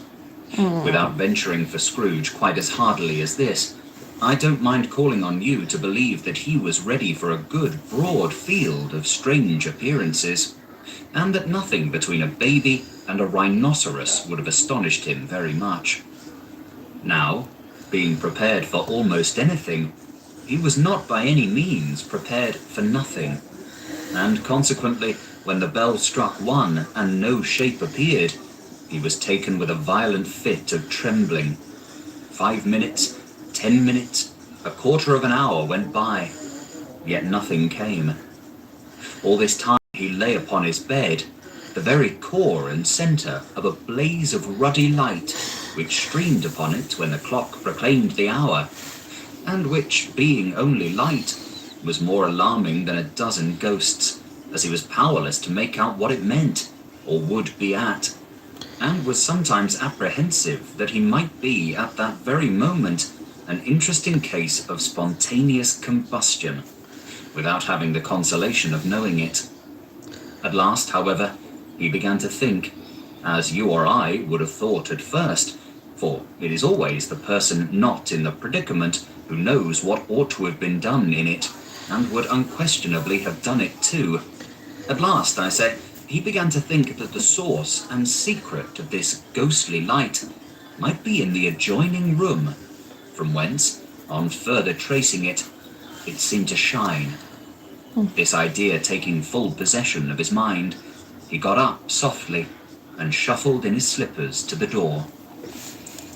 The moment Scrooge's hand was on the lock, a strange voice called him by his name and bade him enter. He obeyed. It was his own room. There was no doubt about that. But it had undergone a surprising transformation. The walls and ceiling were so hung with living green that it looked a perfect grove, from every part of which bright gleaming berries glistened. The crisp leaves of holly, mistletoe, and ivy reflected back the light, as if so many little mirrors had been scattered there. And such a mighty blaze went roaring up the chimney as that dull petrification of a hearth had never known in Scrooge's time, or Marley's, or for many and many a winter season gone. Heaped up on the floor to form a kind of throne were turkeys, geese, game, poultry, brawn, great joints of meat, sucking pigs, long wreaths of sausages, mince pies, plum puddings, barrels of oysters, red-hot chestnuts, cherry-cheeked apples, juicy oranges, luscious pears, immense twelfth cakes, and seething bowls of punch that made the chamber dim with their delicious steam. In easy state upon this couch, there sat a jolly giant, glorious to see, who bore a glowing torch, in shape not unlike Plenty's horn, and held it up, high up, to shed its light on Scrooge as he came peeping round the door. "Come in!" exclaimed the ghost. "Come in and know me better, man." Scrooge entered timidly and hung his head before this spirit. He was not the dogged Scrooge he had been, and though the spirit's eyes were clear and kind, he did not like to meet them. "I am the ghost of Christmas Present," said the spirit. "Look upon me." Scrooge reverently did so. It was clothed in one simple, deep green robe, or mantle, bordered with white fur. This garment hung so loosely on the figure that its capacious breast was bare, as if disdaining to be warded or concealed by any artifice. Its feet, observable beneath the ample folds of the garment, were also bare, and on its head it wore no other covering than a holly wreath, set here and there with shining icicles. Its dark brown curls were long and free as its genial face, its sparkling eye, its open hand, its cheery voice, its unconstrained demeanour, and its joyful air. Girded round its middle was an antique scabbard, but no sword was in it, and the ancient sheath was eaten up with rust. "You have never seen the like of me before," exclaimed the spirit. "Never," Scrooge made answer to it. "Have never walked forth with the younger members of my family, meaning, for I am very young, my elder brothers born in these later years," pursued the phantom. "I don't think I have," said Scrooge. "I am afraid I have not. Have you had many brothers, spirit?" "More than 1,800, said the ghost. "A tremendous family to provide for," muttered Scrooge. The ghost of Christmas Present rose. "Spirit," said Scrooge submissively, "conduct me where you will. I went forth last night on compulsion, and I learned a lesson which is working now. Tonight, if you have aught to teach me, let me profit by it." "Touch my robe." Scrooge did as he was told, and held it fast. Holly, mistletoe, red berries, ivy, turkeys, geese, game, poultry, brawn, meat, pigs, sausages, oysters, pies, puddings, fruit, and punch, all vanished instantly. So did the room, the fire, the ruddy glow, the hour of night, and they stood in the city streets on Christmas morning, where, for the weather was severe, the people made a rough but brisk and not unpleasant kind of music in scraping the snow from the pavement in front of their dwellings, and from the tops of their houses, whence it was mad delight to the boys to see it come plumping down into the road below, and splitting into artificial little snowstorms.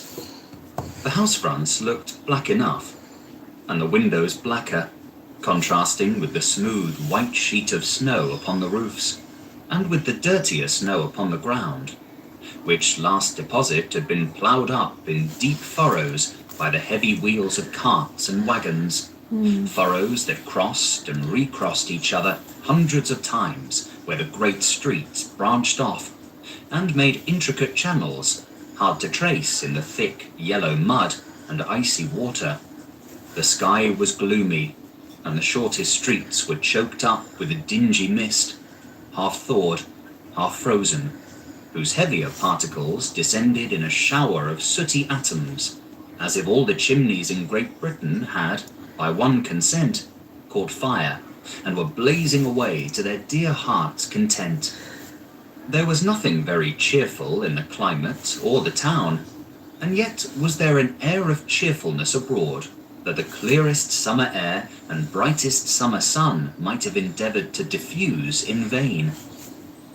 For the people who were shovelling away on the housetops were jovial and full of glee, calling out to one another from parapets, and now and then exchanging a facetious snowball, better-natured missile far than many a wordy jest, laughing heartily if it went right, and not less heartily if it went wrong.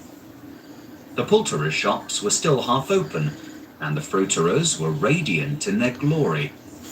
There were great, round, pot-bellied baskets of chestnuts, shaped like the waistcoats of jolly old gentlemen, lolling at the doors, and tumbling out into the street in their apoplectic opulence.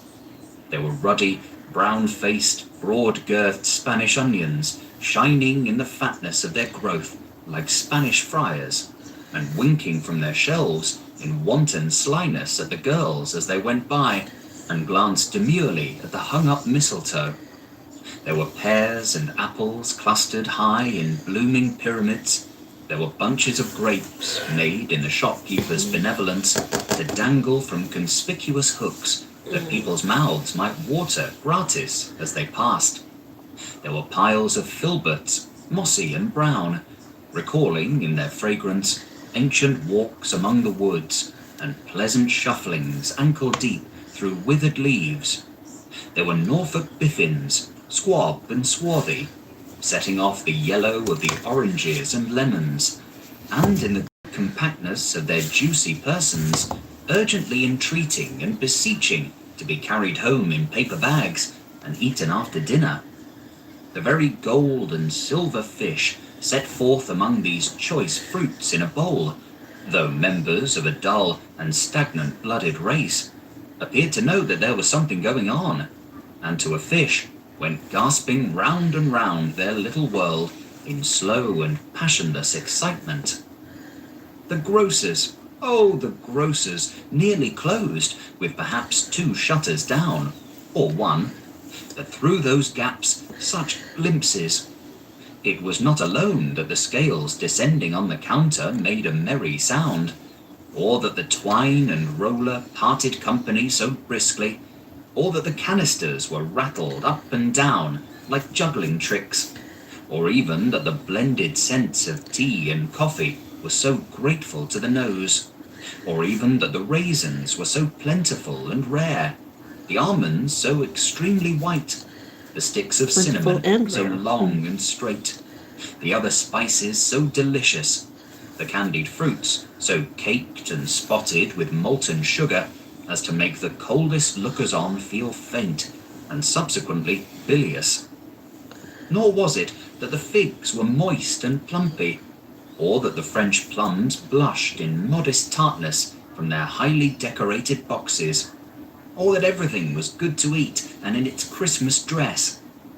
But the customers were all so hurried and so eager in the hopeful promise of the day that they tumbled up against each other at the door, crashing their wicker baskets wildly, and left their purchases upon the counter, and came running back to fetch them, and committed hundreds of the like mistakes in the best humour possible, while the grocer and his people were so frank and fresh that the polished hearts with which they fastened their aprons behind might have been their own, worn outside for general inspection, and for Christmas doors to peck at if they chose. But soon the steeples called good people all to church and chapel, and away they came, flocking through the streets in their best clothes and with their gayest faces. And at the same time there emerged from scores of by-streets, lanes, and nameless turnings innumerable people, carrying their dinners to the bakers' shops. The sight of these poor revellers appeared to interest the spirit very much, for he stood with Scrooge beside him in a baker's doorway, and taking off the covers as their bearers passed, sprinkled incense on their dinners from his torch. And it was a very uncommon kind of torch, for once or twice, when there were angry words between some dinner carriers who had jostled each other, He shed a few drops of water on them from it, and their good humour was restored directly, for they said it was a shame to quarrel upon Christmas Day. And so it was. God love it, so it was. In time, the bells ceased, and the bakers were shut up. And yet there was a genial shadowing forth of all these dinners, and the progress of their cooking in the thawed blotch of wet above each baker's oven, where the pavement smoked as if its stones were cooking too.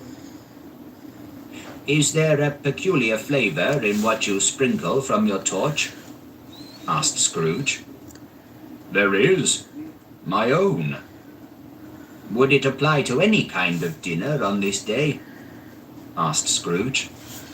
"To any kindly given. To a poor one most." "Why to a poor one most?" asked Scrooge. "Because it needs it most." "Spirit," said Scrooge, after a moment's thought, "I wonder you, of all the beings in the many worlds about us, should desire to cramp these people's opportunities of innocent enjoyment." "Aye," cried the spirit. "You would deprive them of their means of dining every 7th day, often the only day on which they can be said to dine at all," said Scrooge. "Wouldn't you?" "Aye," cried the spirit. "You seek to close these places on the 7th day," said Scrooge, "and it comes to the same thing." "I seek," exclaimed the spirit. "Forgive me if I am wrong. It has been done in your name, or at least in that of your family," said Scrooge. "There are some upon this earth of yours," returned the spirit, "who lay claim to know us, and who do their deeds of passion, pride, ill will, hatred, envy, bigotry, and selfishness in our name, who are as strange to us and all our kith and kin as if they had never lived. Remember that, and charge their doings on themselves, not us." Scrooge promised that he would, and they went on, invisible, as they had been before, into the suburbs of the town. It was a remarkable quality of the ghost, which Scrooge had observed at the baker's, that notwithstanding his gigantic size, he could accommodate himself to any place with ease, and that he stood beneath a low roof quite as gracefully and like a supernatural creature as it was possible he could have done in any lofty hall. And perhaps it was the pleasure the good spirit had in showing off this power of his, or else it was his own kind, generous, hearty nature, and his sympathy with all poor men, that led him straight to Scrooge's clerks. For there he went, and took Scrooge with him, holding to his robe. And on the threshold of the door, the spirit smiled, and stopped to bless Bob Cratchit's dwelling with the sprinklings of his torch. Think of that. Bob had but 15 bob a week himself. He pocketed on Saturdays but 15 copies of his Christian name. And yet the ghost of Christmas present blessed his 4-roomed house. Then up rose Mrs. Cratchit, Cratchit's wife, dressed out but poorly in a twice-turned gown, but brave in ribbons, which are cheap, and make a goodly show for 6pence. And she laid the cloth, assisted by Belinda Cratchit, second of her daughters, also brave in ribbons, while Master Peter Cratchit plunged a fork into the saucepan of potatoes, and getting the corners of his monstrous shirt collar, Bob's private property, conferred upon his son and heir in honour of the day, into his mouth, rejoiced to find himself so gallantly attired, and yearned to show his linen in the fashionable parks. And now 2 smaller Cratchits, boy and girl, came tearing in, screaming that outside the baker's they had smelt the goose, and known it for their own, and basking in luxurious thoughts of sage and onion, these young Cratchits danced about the table, and exalted Master Peter Cratchit to the skies, while he, not proud, although his collars nearly choked him, blew the fire until the slow potatoes, bubbling up, knocked loudly at the saucepan lid to be let out and peeled. "What has ever got your precious father, then?" said Mrs. Cratchit. "And your brother, Tiny Tim? And Martha warn't as late last Christmas Day by half an hour." "Here's Martha, mother," said a girl, appearing as she spoke. "Here's Martha, mother," cried the two young Cratchits. "Hurrah! There's such a goose, Martha." "Why, bless your heart alive, my dear, how late you are," said Mrs. Cratchit, kissing her a dozen times and taking off her shawl and bonnet for her with officious zeal. "We'd a deal of work to finish up last night," replied the girl, "and had to clear away this morning, mother." "Well, never mind, so long as you are come," said Mrs. Cratchit. "Sit ye down before the fire, my dear, and have a warm, Lord bless ye." "No, no, there's father coming," cried the two young Cratchits, who were everywhere at once. "Hide, Martha, hide." So Martha hid herself, and in came little Bob, the father, with at least 3 feet of comforter, exclusive of the fringe, hanging down before him, and his threadbare clothes darned up and brushed to look seasonable, and Tiny Tim upon his shoulder. Alas for Tiny Tim, he bore a little crutch, and had his limbs supported by an iron frame. "Why, where's our Martha?" cried Bob Cratchit, looking round. "Not coming," said Mrs. Cratchit. "Not coming?" said Bob, with a sudden declension in his high spirits, for he had been Tim's blood horse all the way from church, and had come home rampant. "Not coming upon Christmas Day?" Martha didn't like to see him disappointed, if it were only in joke, so she came out prematurely from behind the closet door and ran into his arms, while the two young Cratchits hustled Tiny Tim and bore him off into the wash-house, that he might hear the pudding singing in the copper. "And how did little Tim behave?" asked Mrs. Cratchit, when she had rallied Bob on his credulity, and Bob had hugged his daughter to his heart's content. "As good as gold," said Bob, "and better. Somehow he gets thoughtful sitting by himself so much, and thinks the strangest things you ever heard. He told me, coming home, that he hoped the people saw him in the church because he was a cripple, and it might be pleasant to them to remember upon Christmas Day, who made lame beggars walk and blind men see." Bob's voice was tremulous when he told them this, and trembled more when he said that Tiny Tim was growing strong and hearty. His active little crutch was heard upon the floor, and back came Tiny Tim, before another word was spoken, escorted by his brother and sister to his stool beside the fire, and while Bob, turning up his cuffs, as if, poor fellow, they were capable of being made more shabby, compounded some hot mixture in a jug with gin and lemons, and stirred it round and round, and put it on the hob to simmer. Master Peter and the two ubiquitous young Cratchits went to fetch the goose, with which they soon returned, in high procession. Such a bustle ensued that you might have thought a goose the rarest of all birds, a feathered phenomenon to which a black swan was a matter of course, and in truth it was something very like it in that house. Mrs. Cratchit made the gravy, ready beforehand in a little saucepan, hissing hot. Master Peter mashed the potatoes with incredible vigour.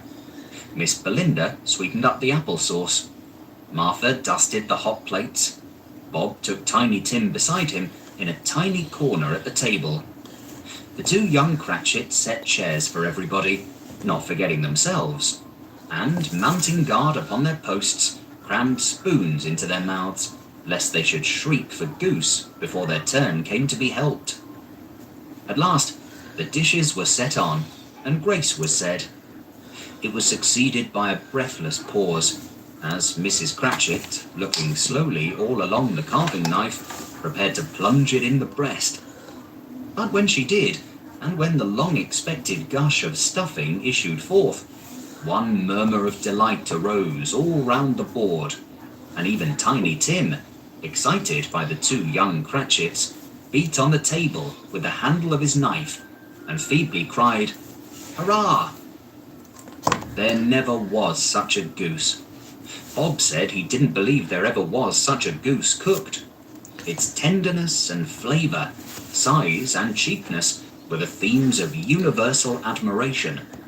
Eked out by apple sauce and mashed potatoes, it was a sufficient dinner for the whole family. Indeed, as Mrs. Cratchit said with great delight, surveying one small atom of a bone upon the dish, they hadn't ate it all at last. Yet every one had had enough, and the youngest Cratchits in particular were steeped in sage and onion to the eyebrows. But now, the plates being changed by Miss Belinda, Mrs. Cratchit left the room alone, too nervous to bear witnesses, to take the pudding up and bring it in. Suppose it should not be done enough? Suppose it should break in turning out? Suppose somebody should have got over the wall of the backyard and stolen it while they were merry with the goose? A supposition at which the two young Cratchits became livid. All sorts of horrors were supposed. Hello! A great deal of steam. The pudding was out of the copper. A smell like a washing day. That was the cloth. A smell like an eating house and a pastry cook's next door to each other, with a laundress's next door to that. That was the pudding. In half a minute, Mrs. Cratchit entered, flushed, but smiling proudly with the pudding, like a speckled cannonball, so hard and firm, blazing in half a quartern of ignited brandy, and bedight with Christmas holly stuck into the top. "Oh, a wonderful pudding," Bob Cratchit said, and calmly too, that he regarded it as the greatest success achieved by Mrs. Cratchit since their marriage. Mrs. Cratchit said that, now the weight was off her mind, she would confess she had her doubts about the quantity of flour. Everybody had something to say about it, but nobody said or thought it was at all a small pudding for a large family. It would have been flat heresy to do so. Any Cratchit would have blushed to hint at such a thing. At last, the dinner was all done. The cloth was cleared, the hearth swept, and the fire made up. The compound in the jug being tasted and considered perfect, apples and oranges were put upon the table and a shovel full of chestnuts on the fire. Then all the Cratchit family drew round the hearth in what Bob Cratchit called a circle, meaning half a one, and at Bob Cratchit's elbow stood the family display of glass, 2 tumblers and a custard cup without a handle. These held the hot stuff from the jug, however, as well as golden goblets would have done, and Bob served it out with beaming looks, while the chestnuts on the fire sputtered and cracked noisily. Then Bob proposed, "A Merry Christmas to us all, my dears. God bless us," which all the family re-echoed. "God bless us, every one," said Tiny Tim, the last of all. He sat very close to his father's side upon his little stool.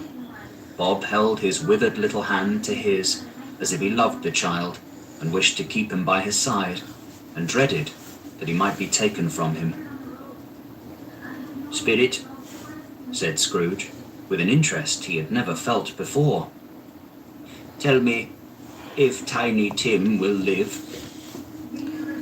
"I see a vacant seat," replied the ghost, "in the poor chimney corner, and a crutch without an owner carefully preserved. If these shadows remain unaltered by the future, the child will die." "No, no," said Scrooge. "Oh, no, kind spirit. Say he will be spared."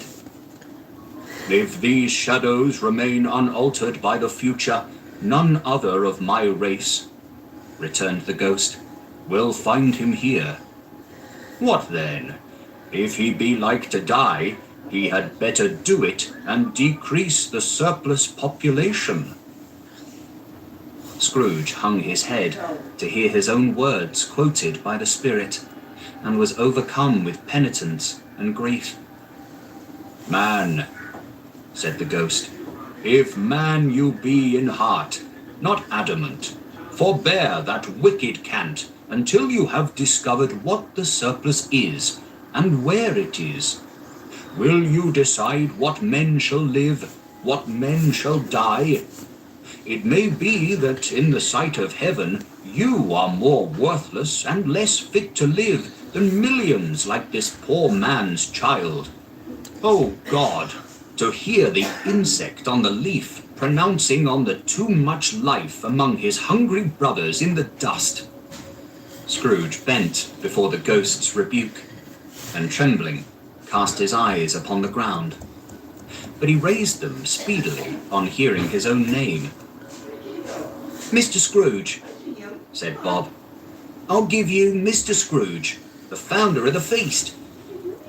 "The founder of the feast, indeed," cried Mrs. Cratchit, reddening. "I wish I had him here. I'd give him a piece of my mind to feast upon, and I hope he'd have a good appetite for it." "My dear," said Bob, "the children, Christmas Day." "It should be Christmas Day, I am sure," said she, "on which one drinks the health of such an odious, stingy, hard, unfeeling man as Mr. Scrooge. You know he is, Robert. Nobody knows it better than you do, poor fellow." "My dear," was Bob's mild answer, "Christmas Day."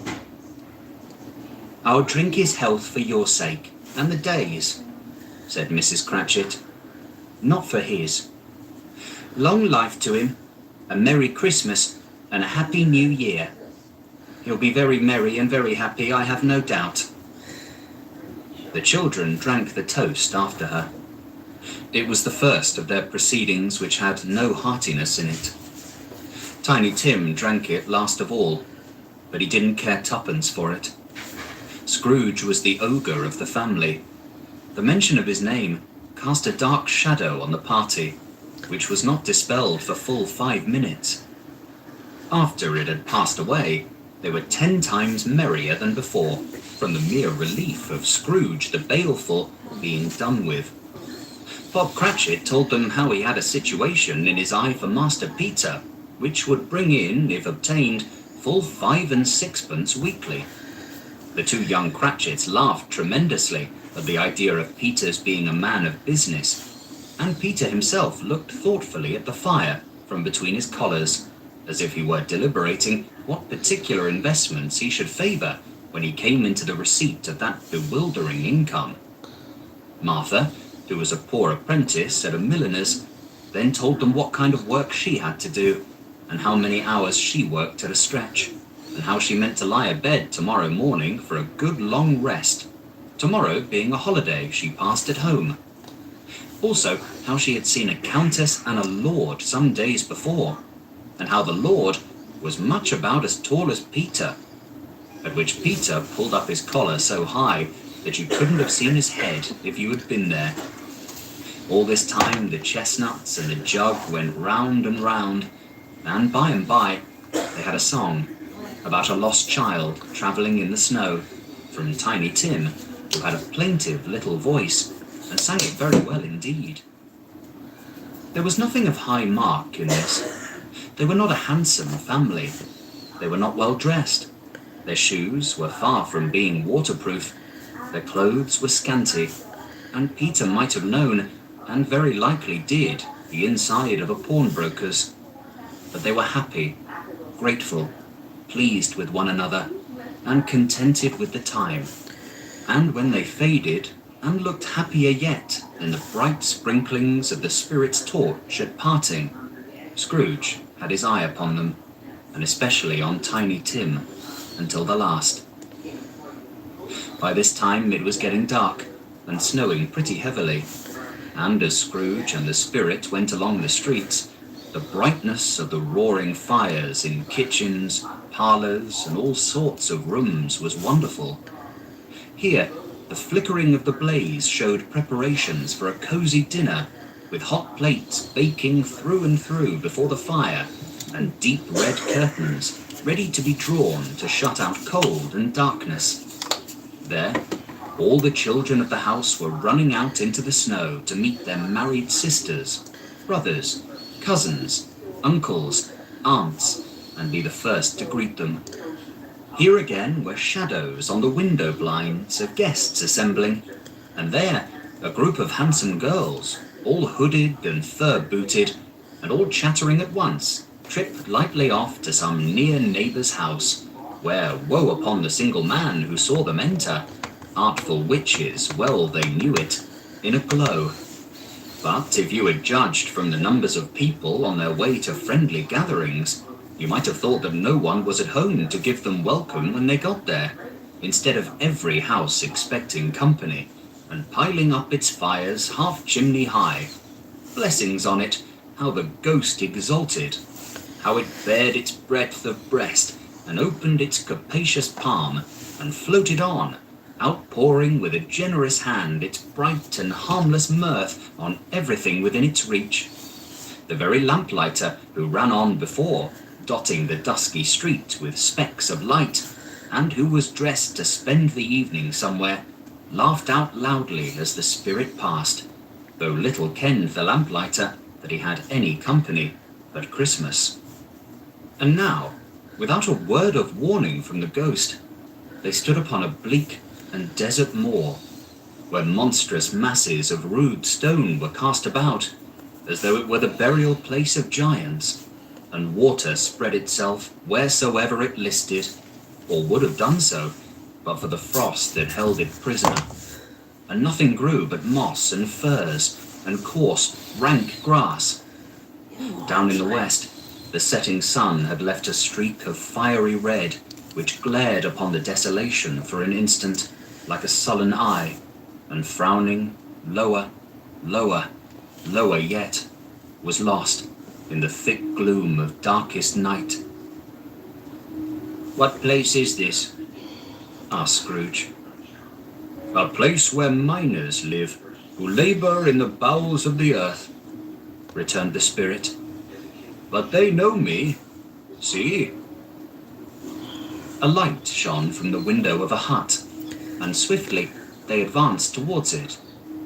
Passing through the wall of mud and stone, they found a cheerful company assembled round a glowing fire, an old man and woman, with their children and their children's children, and another generation beyond that, all decked out gaily in their holiday attire.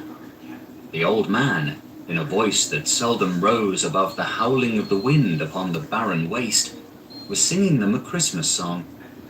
It had been a very old song when he was a boy, and from time to time they all joined in the chorus. So surely as they raised their voices, the old man got quite blithe and loud, and so surely as they stopped, his vigour sank again. The spirit did not tarry here, but bade Scrooge hold his robe, and passing on above the moor, sped whither? Not to see, to see.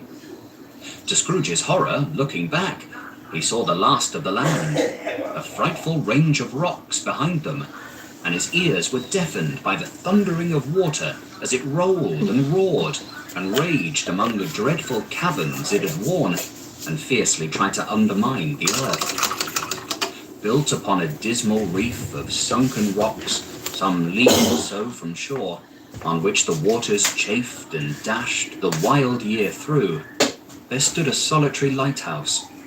Great heaps of seaweed clung to its base, and storm birds, born of the wind, one might suppose, as seaweed of the water, rose and fell about it, like the waves they skimmed. But even here, two men who watched the light had made a fire, that through the loophole in the thick stone wall shed out a ray of brightness on the awful sea.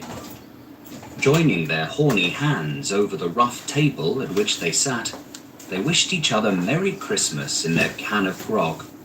And one of them, the elder too, with his face all damaged and scarred with hard weather, as the figurehead of an old ship might be, struck up a sturdy song that was like a gale in itself. Again, the ghost sped on, above the black and heaving sea. On, until being far away, as he told Scrooge, from any shore, they lighted on a ship. They stood beside the helmsman at the wheel, the lookout in the bow, the officers who had the watch. Dark, ghostly figures in their several stations. But every man among them hummed a Christmas tune, or had a Christmas thought, or spoke below his breath to his companion of some bygone Christmas day, with homeward hopes belonging to it. And every man on board, waking or sleeping, good or bad, had had a kinder word for one another on that day than on any day in the year, and had shared to some extent in its festivities, and had remembered those he cared for at a distance, and had known that they delighted to remember him. It was a great surprise to Scrooge, while listening to the moaning of the wind, and thinking what a solemn thing it was to move on through the lonely darkness over an unknown abyss, whose depths were secrets as profound as death. It was a great surprise to Scrooge, while thus engaged, to hear a hearty laugh. It was a much greater surprise to Scrooge to recognize it as his own nephew's, and to find himself in a bright, dry, gleaming room, with the spirit standing smiling by his side, and looking at that same nephew with approving affability. "Ha ha!" laughed Scrooge's nephew. "Ha ha ha!" If you should happen, by any unlikely chance, to know a man more blessed in a laugh than Scrooge's nephew, all I can say is, I should like to know him too. Introduce him to me, and I'll cultivate his acquaintance. It is a fair, even-handed, noble adjustment of things, that while there is infection in disease and sorrow, there is nothing in the world so irresistibly contagious as laughter and good humour. When Scrooge's nephew laughed in this way, holding his sides, rolling his head, and twisting his face into the most extravagant contortions, Scrooge's niece, by marriage, laughed as heartily as he, and their assembled friends, being not a bit behindhand, roared out lustily, "Ha ha ha! He said that Christmas was a humbug, as I live!" cried Scrooge's nephew. "He believed it too." "More shame for him, Fred," said Scrooge's niece indignantly. Bless those women, they never do anything by halves. They are always in earnest. She was very pretty, exceedingly pretty, with a dimpled, surprised-looking, capital face, a ripe little mouth that seemed made to be kissed, as no doubt it was, all kinds of good little dots about her chin that melted into one another when she laughed, and the sunniest pair of eyes you saw in any little creature's head. Altogether, she was what you would have called provoking, you know, but satisfactory too. Oh, perfectly satisfactory. "He's a comical old fellow," said Scrooge's nephew. "That's the truth, and not so pleasant as he might be. However, his offences carry their own punishment, and I have nothing to say against him." "I'm sure he is very rich, Fred," hinted Scrooge's niece. "At least, you always tell me so." "What of that, my dear?" said Scrooge's nephew. "His wealth is of no use to him. He don't do any good with it.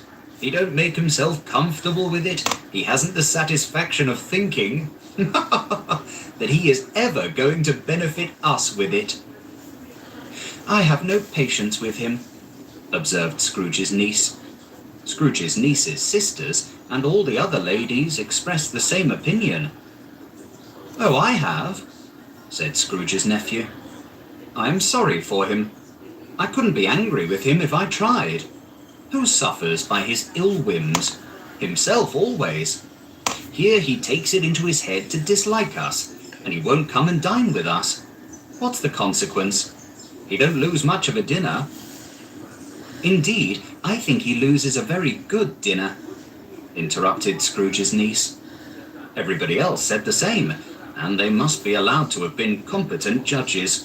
because they had just had dinner, and with the dessert upon the table, were clustered round the fire by lamplight.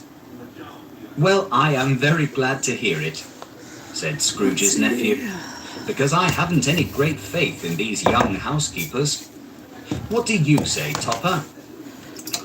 Topper had clearly got his eye upon one of Scrooge's niece's sisters, for he answered that a bachelor was a wretched outcast who had no right to express an opinion on the subject, whereat Scrooge's niece's sister, the plump one with the lace tucker, not the one with the roses, blushed. "Do go on, Fred," said Scrooge's niece, clapping her hands. "He never finishes what he begins to say. He's such a ridiculous fellow." Scrooge's nephew revelled in another laugh, and as it was impossible to keep the infection off, though the plump sister tried hard to do it with aromatic vinegar, his example was unanimously followed. "I was only going to say," said Scrooge's nephew, "that the consequence of his taking a dislike to us and not making merry with us is, as I think, that he loses some pleasant moments, which could do him no harm. I am sure he loses pleasanter companions than he can find in his own thoughts, either in his mouldy old office or his dusty chambers. I mean to give him the same chance every year, whether he likes it or not, for I pity him. He may rail at Christmas till he dies, but he can't help thinking better of it. I defy him if he finds me going there in good temper year after year and saying, 'Uncle Scrooge, how are you?' If it only put him in the vein to leave his poor clerk £50, that's something, and I think I shook him yesterday." It was their turn to laugh now at the notion of his shaking Scrooge, but being thoroughly good-natured and not much caring what they laughed at, so that they laughed at any rate, he encouraged them in their merriment and passed the bottle joyously. After tea they had some music, for they were a musical family, and knew what they were about when they sung a glee or catch, I can assure you. Especially Topper, who could growl away in the bass like a good one, and never swell the large veins in his forehead or get red in the face over it. Scrooge's niece played well upon the harp, and played, among other tunes, a simple little air, a mere nothing, you might learn to whistle it in 2 minutes, which had been familiar to the child who fetched Scrooge from the boarding school, as he had been reminded by the ghost of Christmas past. When this strain of music sounded, all the things that ghost had shown him came upon his mind. He softened more and more, and thought that if he could have listened to it often, years ago, he might have cultivated the kindnesses of life for his own happiness, with his own hands, without resorting to the sexton's spade that buried Jacob Marley. But they didn't devote the whole evening to music. After a while, they played at forfeits, for it is good to be children sometimes, and never better than at Christmas, when its mighty founder was a child himself. Stop! There was first a game at blind man's buff. Of course there was, and I no more believe Topper was really blind than I believe he had eyes in his boots. My opinion is that it was a done thing between him and Scrooge's nephew, and that the ghost of Christmas present knew it. The way he went after that plump sister in the lace tucker was an outrage on the credulity of human nature. Knocking down the fire irons, tumbling over the chairs, bumping up against the piano, smothering himself amongst the curtains. Wherever she went, there went he. He always knew where the plump sister was. He wouldn't catch anybody else. If you had fallen up against him, as some of them did on purpose, he would have made a feint of endeavouring to seize you, which would have been an affront to your understanding, and would instantly have sidled off in the direction of the plump sister. She often cried out that it wasn't fair, and it really was not. But when at last he caught her, when, in spite of all her silken rustlings and her rapid flutterings past him, he got her into a corner whence there was no escape, then his conduct was the most execrable. For his pretending not to know her, his pretending that it was necessary to touch her headdress, and further to assure himself of her identity by pressing a certain ring upon her finger and a certain chain about her neck, was vile, monstrous. No doubt she told him her opinion of it when, the blind man being in office, they were so very confidential together behind the curtains. Scrooge's niece was not one of the blind man's buff party, but was made comfortable with a large chair and a footstool in a snug corner, where the ghost and Scrooge were close behind her. But she joined in the forfeits, and loved her love to admiration with all the letters of the alphabet. Likewise, at the game of how, when, and where, she was very great, and, to the secret joy of Scrooge's nephew, beat her sisters hollow, though they were sharp girls too, as Topper could have told you. There might have been 20 people there, young and old, but they all played, and so did Scrooge, for wholly forgetting, in the interest he had in what was going on, that his voice made no sound in their ears. He sometimes came out with his guess quite loud, and very often guessed right too, for the sharpest needle, best Whitechapel, warranted not to cut in the eye, was not sharper than Scrooge, blunt as he took it in his head to be. The ghost was greatly pleased to find him in this mood, and looked upon him with such favour that he begged like a boy to be allowed to stay until the guests departed. But this, the spirit said, could not be done. "Here is a new game," said Scrooge. "1/2 hour, spirit, only one." It was a game called Yes and No, where Scrooge's nephew had to think of something, and the rest must find out what, he only answering to their questions yes or no, as the case was.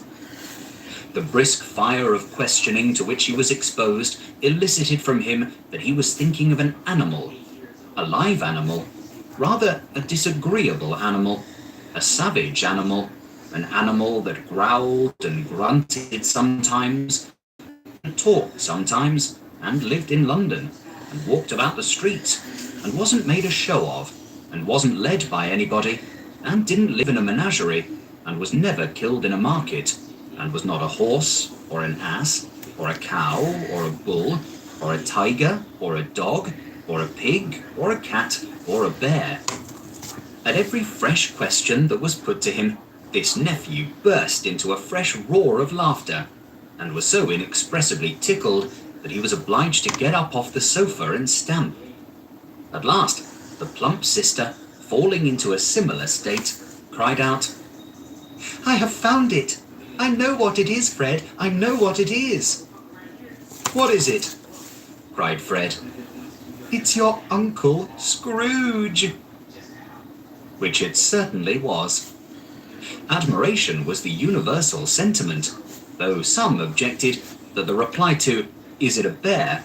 ought to have been yes, inasmuch as an answer in the negative was sufficient to have diverted their thoughts from Mr. Scrooge, supposing they had ever had any tendency that way.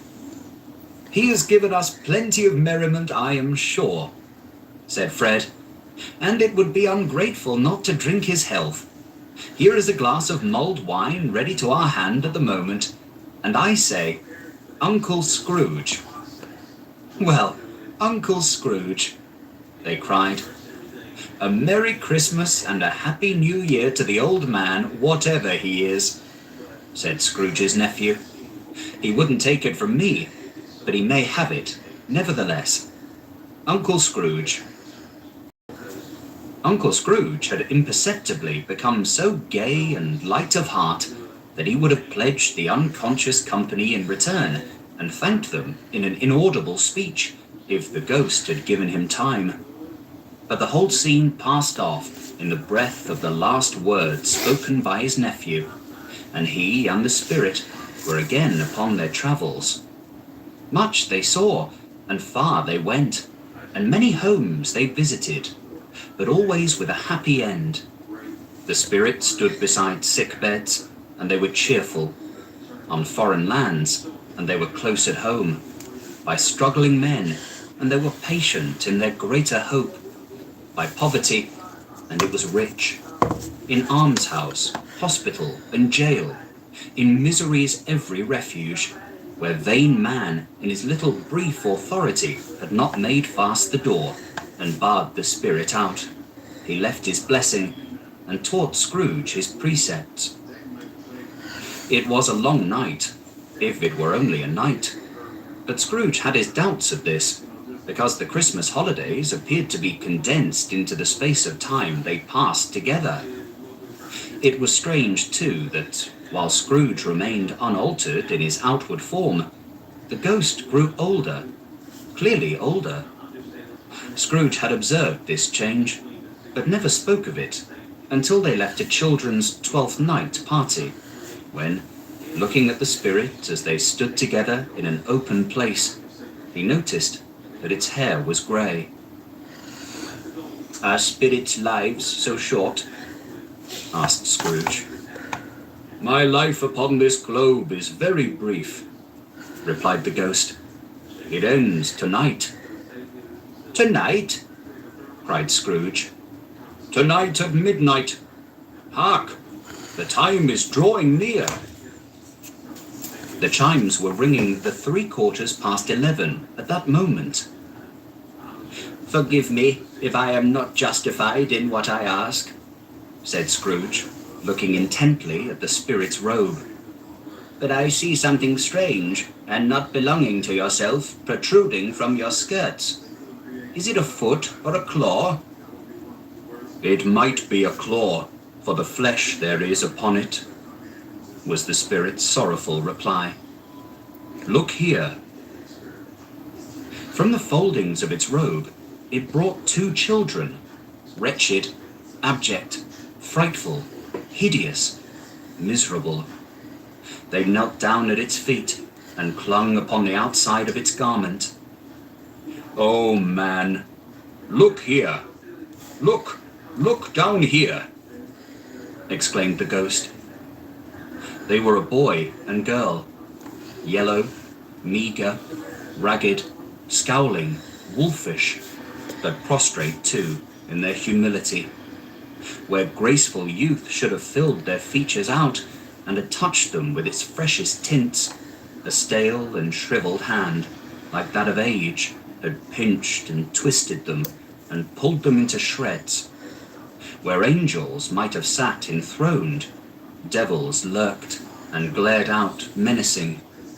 No change, no degradation, no perversion of humanity in any grade, through all the mysteries of wonderful creation, as monsters half so horrible and dread. Scrooge started back, appalled. Having them shown to him in this way, he tried to say they were fine children, but the words choked themselves, rather than be parties to a lie of such enormous magnitude. "Spirit, are they yours?" Scrooge could say no more.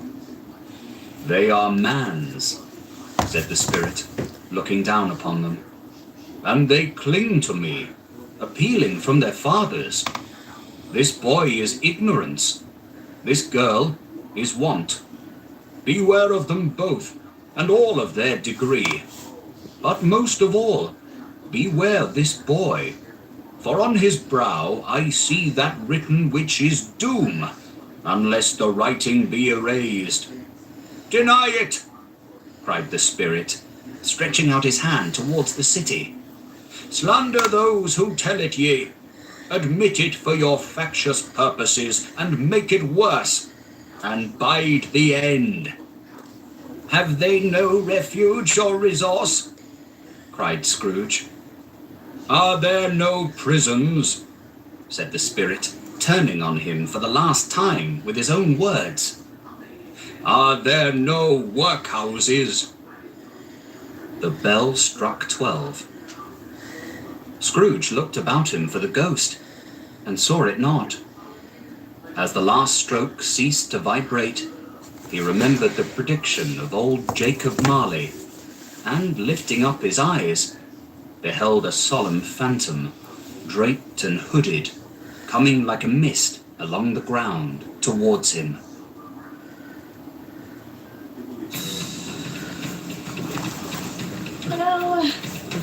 cutting it kind of close.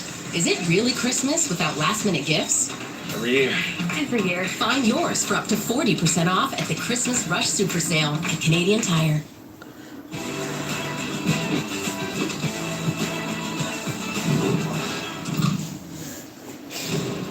Your mission, should you choose to accept, bring the world back from the brink. I need you to trust me. One last time. Conquer your tough pain with Liquid Fast Relief. Advil Liquid Gels. Get Liquid Fast Relief.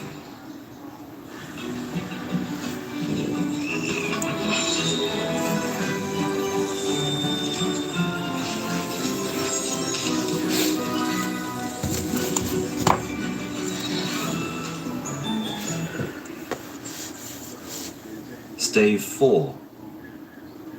The last of the spirits. The phantom slowly, gravely, silently approached. When it came near him, Scrooge bent down upon his knee, for in the very air through which this spirit moved, it seemed to scatter gloom and mystery.